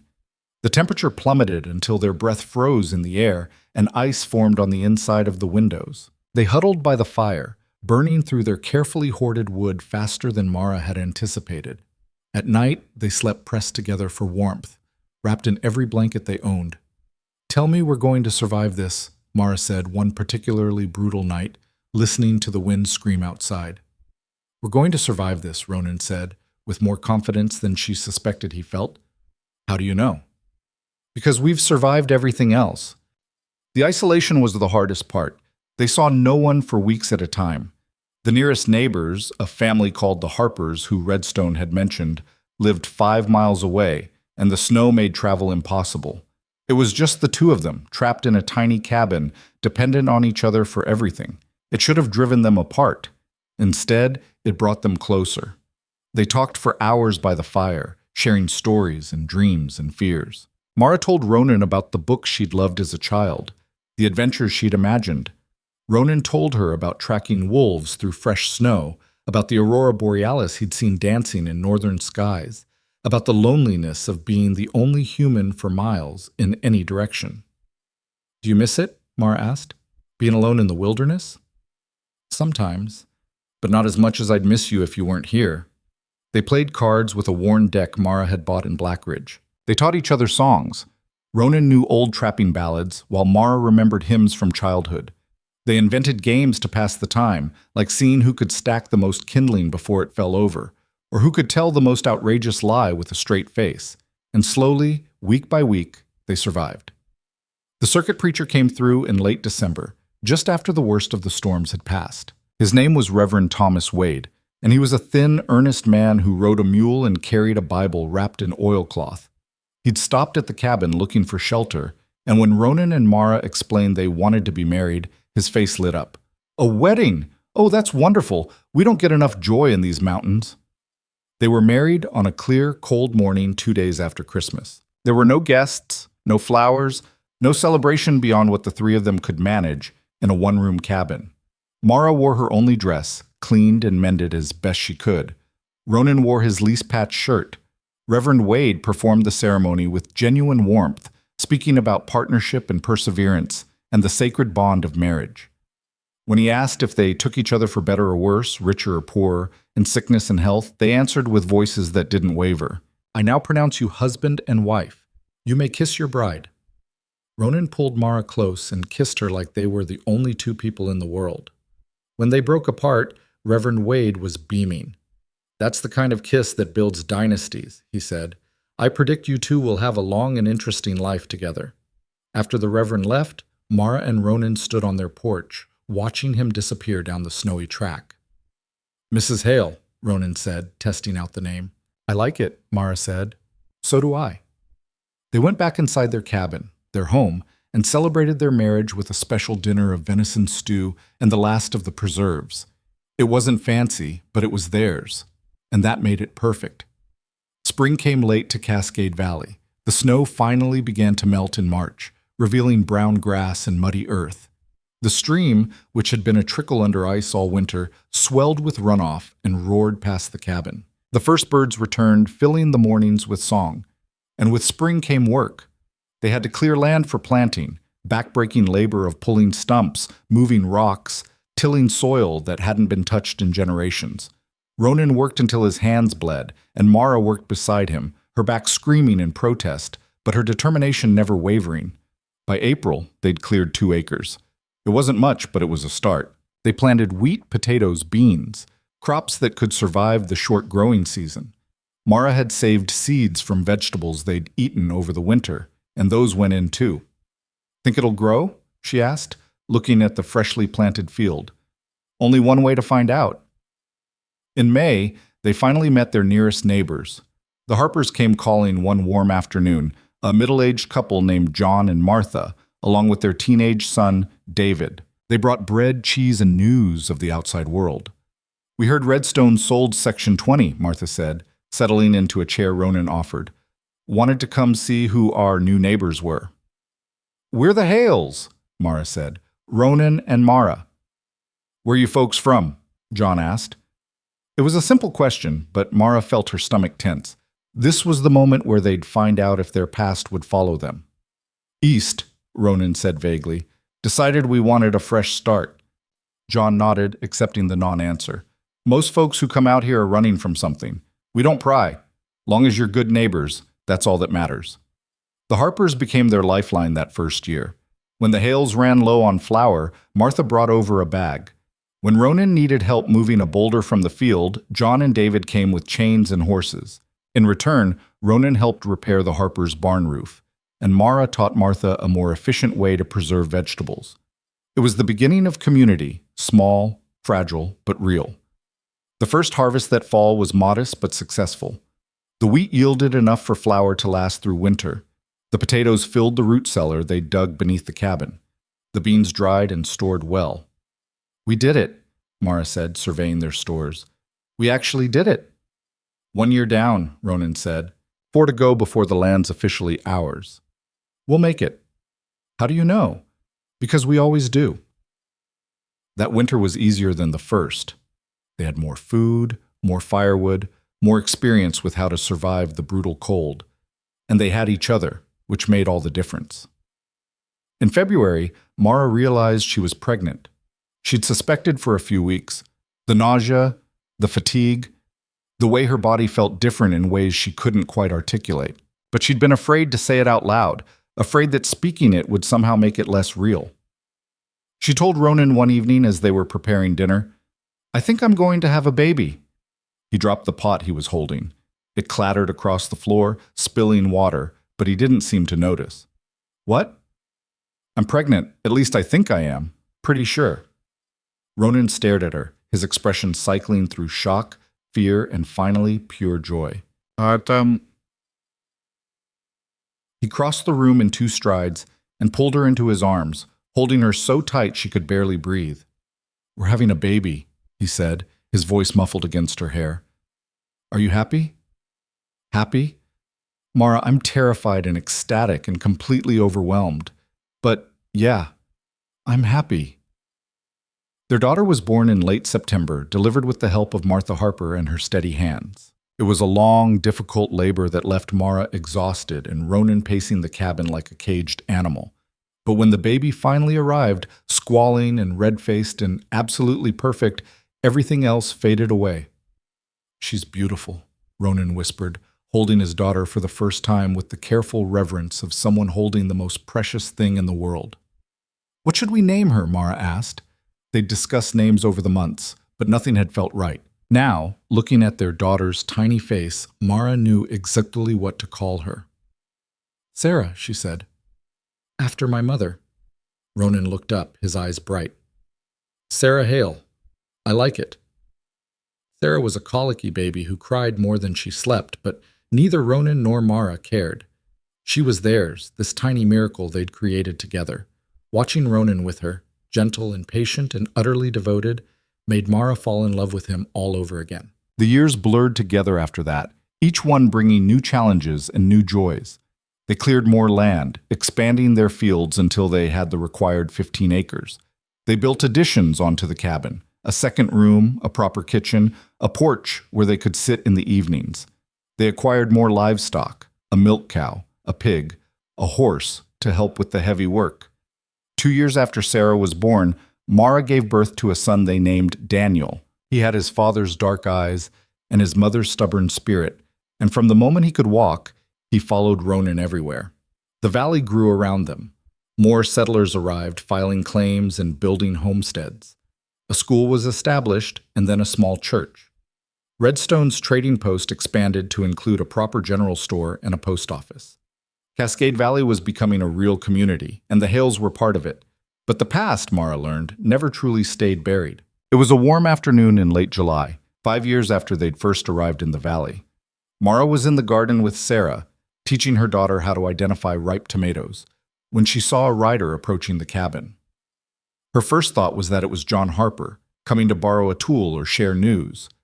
But as the figure drew closer, she realized it was a stranger, a man on a tired-looking horse, dusty from long travel. Ronan emerged from the barn, his hand instinctively moving to the rifle he kept nearby. Old habits died hard. The stranger dismounted slowly, wincing like the ride had been hard on old bones. When he removed his hat, Mara's breath caught. It was Sheriff Brennan. "Mr. and Mrs. Hale," he said, his voice tired. "I hope I'm not intruding." Ronan's expression was carefully neutral. "Sheriff, what brings you all the way out here?" "News and an apology." Brennan pulled an envelope from his coat. "Marcus Finch is dead. Died 4 months ago. Heart gave out during a trial in the territorial capital." The world seemed to tilt slightly. Mara felt Sarah grab her hand, sensing her mother's tension. "I'm sorry for your loss," Ronan said, though his tone suggested otherwise. "Don't be. He wasn't a good man, and before he died he made a confession." Brennan held out the envelope, wrote it all down, got it notarized, sent it to the governor's office. "He admitted to everything, fabricating evidence in your case, pressuring his brother to lie, knowingly prosecuting an innocent man to advance his career." Ronan didn't take the envelope. Why would he confess? Guilt? Fear? Who knows? Maybe he wanted to clear his conscience before meeting his maker. Brennan's expression was heavy with regret. "This is an official exoneration from the territorial government. Your conviction is overturned, your record is cleared. In the eyes of the law, you're innocent." Mara finally found her voice. "We already knew he was innocent." "Yes, ma'am, but now everyone else knows too." Brennan set the envelope on the porch railing. "There's also a compensation payment, $500. It's being held at the land office in Redstone. It's not much, not nearly enough for what you lost. But it's what the territory authorized." $500 for 5 years of his life, Mara said bitterly. "I know. It's not right. It'll never be right." Brennan looked at Ronan, and there was genuine remorse in his eyes. "I failed you, Mr. Hale. I should have looked harder at the evidence, should have questioned Finch's motives. I let an innocent man suffer because it was easier than doing the hard work of finding the truth. And I'm sorry." Ronan was quiet for a long moment. Then he said, "Thank you for coming all this way to tell us. It's the least I could do." Brennan glanced around at the cabin, the fields, the garden where Sarah stood watching with wide eyes. "You've built a good life here. Don't let the past take that away." He mounted his horse and rode off without waiting for a response. After he was gone, Mara picked up the envelope and opened it. Inside was the official document, dense legal language acknowledging the miscarriage of justice, the territory's apology, the exoneration of Ronan Hale. "It's real," she said. "You're officially innocent."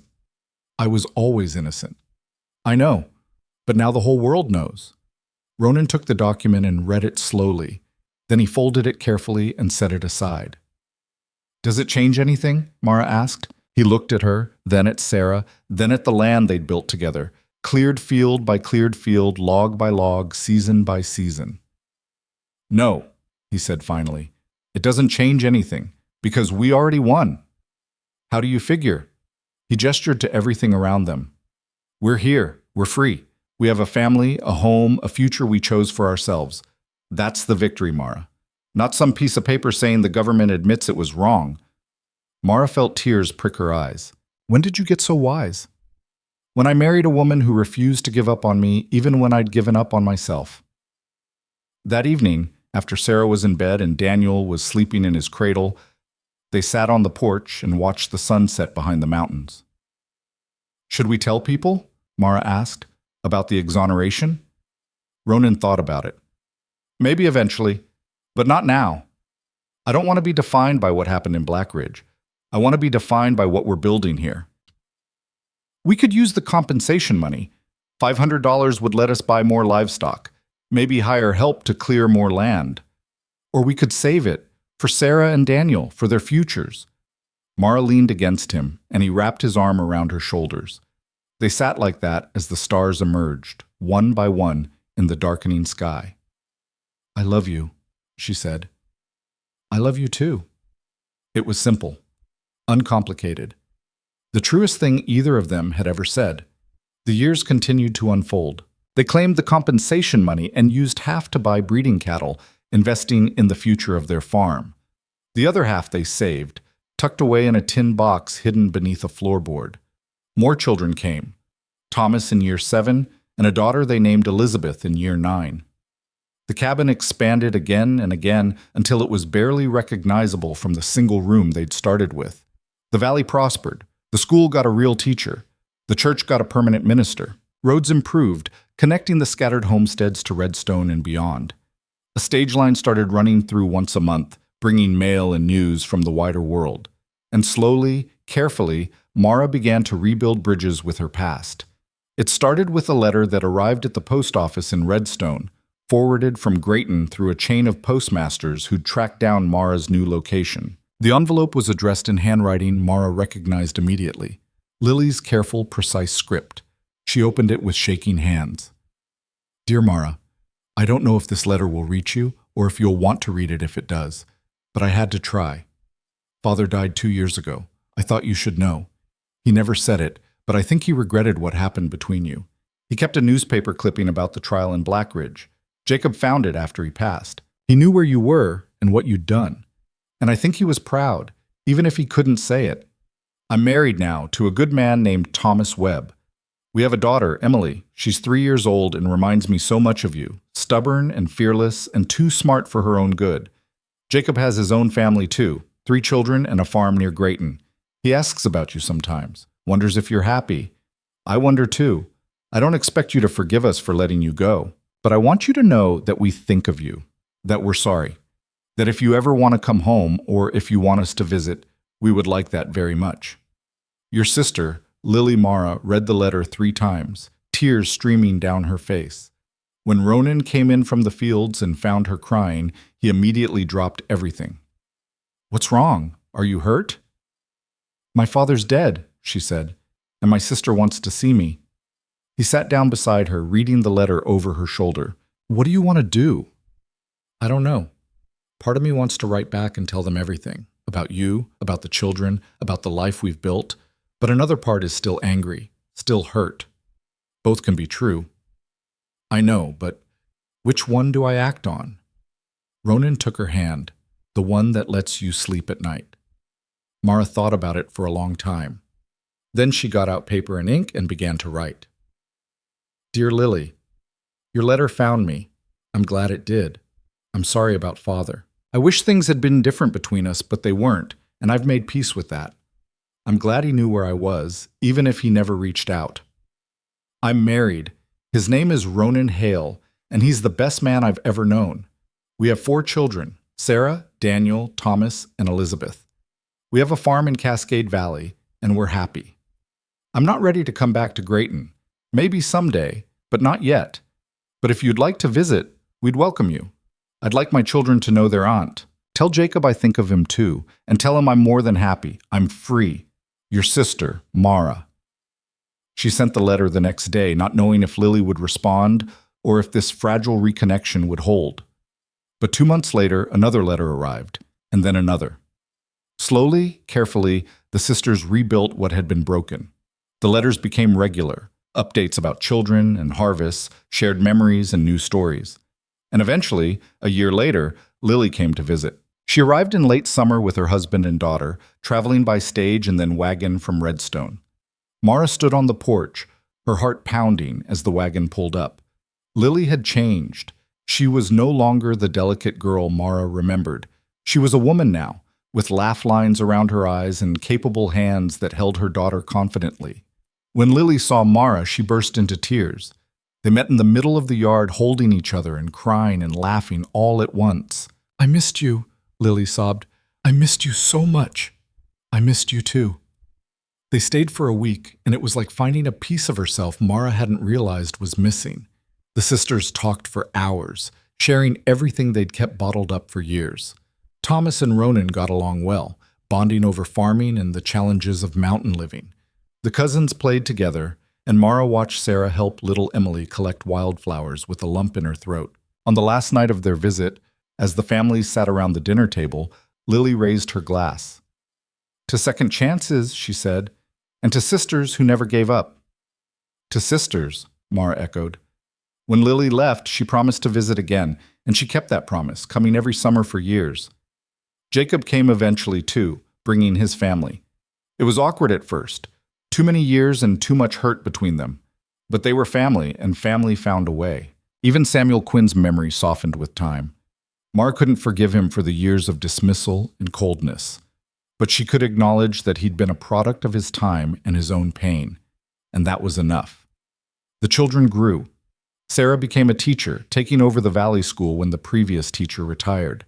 She married a young farmer named Robert, and they settled 3 miles from the Hale homestead. Daniel followed in his father's footsteps, becoming a skilled tracker and outdoorsman. He scouted for survey teams and helped new settlers find good land. Thomas showed an unexpected talent for working with wood, creating furniture and tools that people came from miles around to buy. Elizabeth, the youngest, had her mother's fire and her father's quiet strength. She announced at age 15 that she was going to be a doctor, and despite everyone's skepticism, she did exactly that, traveling east for medical training and returning to serve the valley as its first resident physician. The Hale homestead became a gathering place for family, for neighbors, for anyone who needed help or hope or just a good meal. Mara and Ronan's door was always open. Their table always had room for one more. And through it all, they never forgot where they'd come from. Every year on the anniversary of the trial, they would sit on their porch and remember, not with bitterness, but with gratitude. Because that trial, that impossible fight against a rigged system, had set them on the path to this life. "Do you ever wonder what would have happened if Benson hadn't come forward?" Mara asked one such anniversary, 15 years after they'd first arrived in the valley. "Sometimes," Ronan admitted, "but not often. We can't live in what-ifs." "True, but I like to think we would have found a way regardless. We're too stubborn to quit." "That we are." They sat in comfortable silence, watching grandchildren play in the yard, Sarah's twins and Daniel's baby daughter. The sun was setting, painting the mountains in shades of pink and gold. "Thank you," Ronan said suddenly. "For what?" "For buying me with that single silver coin. For fighting for me when everyone else had given up. For choosing me when you could have chosen safety." Mara took his hand, their fingers intertwining with the ease of decades of practice. "You gave me something to fight for, something to believe in. I should be thanking you. Then we'll call it even. Deal." As twilight deepened into night, Mara thought about the journey that had brought them here. From Grayton's dusty streets to Black Ridge's courthouse to this valley carved from wilderness. From a girl no one saw to a woman who'd built a life on her own terms. She thought about all the people who'd played a part in their story. Samuel Cord with his gruff kindness, Harold Benson with his guilty conscience, Judge Pritchard, who'd allowed an untrained girl to practice law, Lily, who'd never stopped loving her sister even across years of silence. But mostly she thought about the man beside her, the man she'd bought for a single silver coin on a day when defiance had outweighed fear. Ronan Hale had been labeled a killer, a criminal, a monster. But Mara had seen the truth, that he was just a man who'd been crushed by the world's weight and needed someone to believe he could stand again. And she'd believed. And he'd stood. And together, they'd built something that would outlast them both. Years later, 20, 30, 40, their story would become legend in Cascade Valley. The tale would shift and change with each telling, acquiring embellishments and dramatic flourishes. But the core would remain true: a girl who refused to be invisible, and a man who learned to stop running. People would point to the Hale homestead, passed down through generations, and tell their children about the courage it took to build it, about the trial that almost ended before it began, about love that survived chains and accusations and the brutal indifference of a rigged system. But to Mara and Ronan, sitting on their porch as the years accumulated like snow on mountains, it was simpler than legend.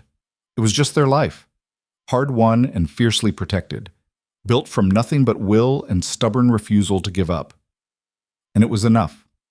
More than enough. It was everything. On a spring morning when they were both gray-haired and weathered by decades of mountain living, they stood together in the clearing where they'd first built their cabin. The original structure had been expanded so many times it was barely recognizable, but the heart of it remained. Those first 4 walls they'd raised with bleeding hands and desperate hope. "We did it," Mara said, echoing words she'd said dozens of times over the years. But this time, Ronan's response was different. "We did more than survive," he said. "We lived, really lived, on our own terms." And that, in the end, was the whole story. Not a tale of a girl who saved a condemned man, though she had done that. Not a story of beating impossible odds, though they had done that too.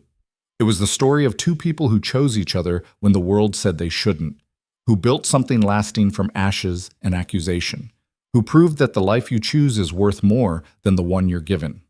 Mara Quinn had started as an afterthought, invisible, overlooked, trapped in a life she never asked for. Mara Hale ended as a force, a woman who'd stood up to power and won, who'd carved a home from wilderness, who'd raised children and grandchildren who knew the value of fighting for what's right. She'd bought a man for a single silver coin, and in doing so, bought herself freedom. And every day of the life that followed proved it was the best investment she ever made.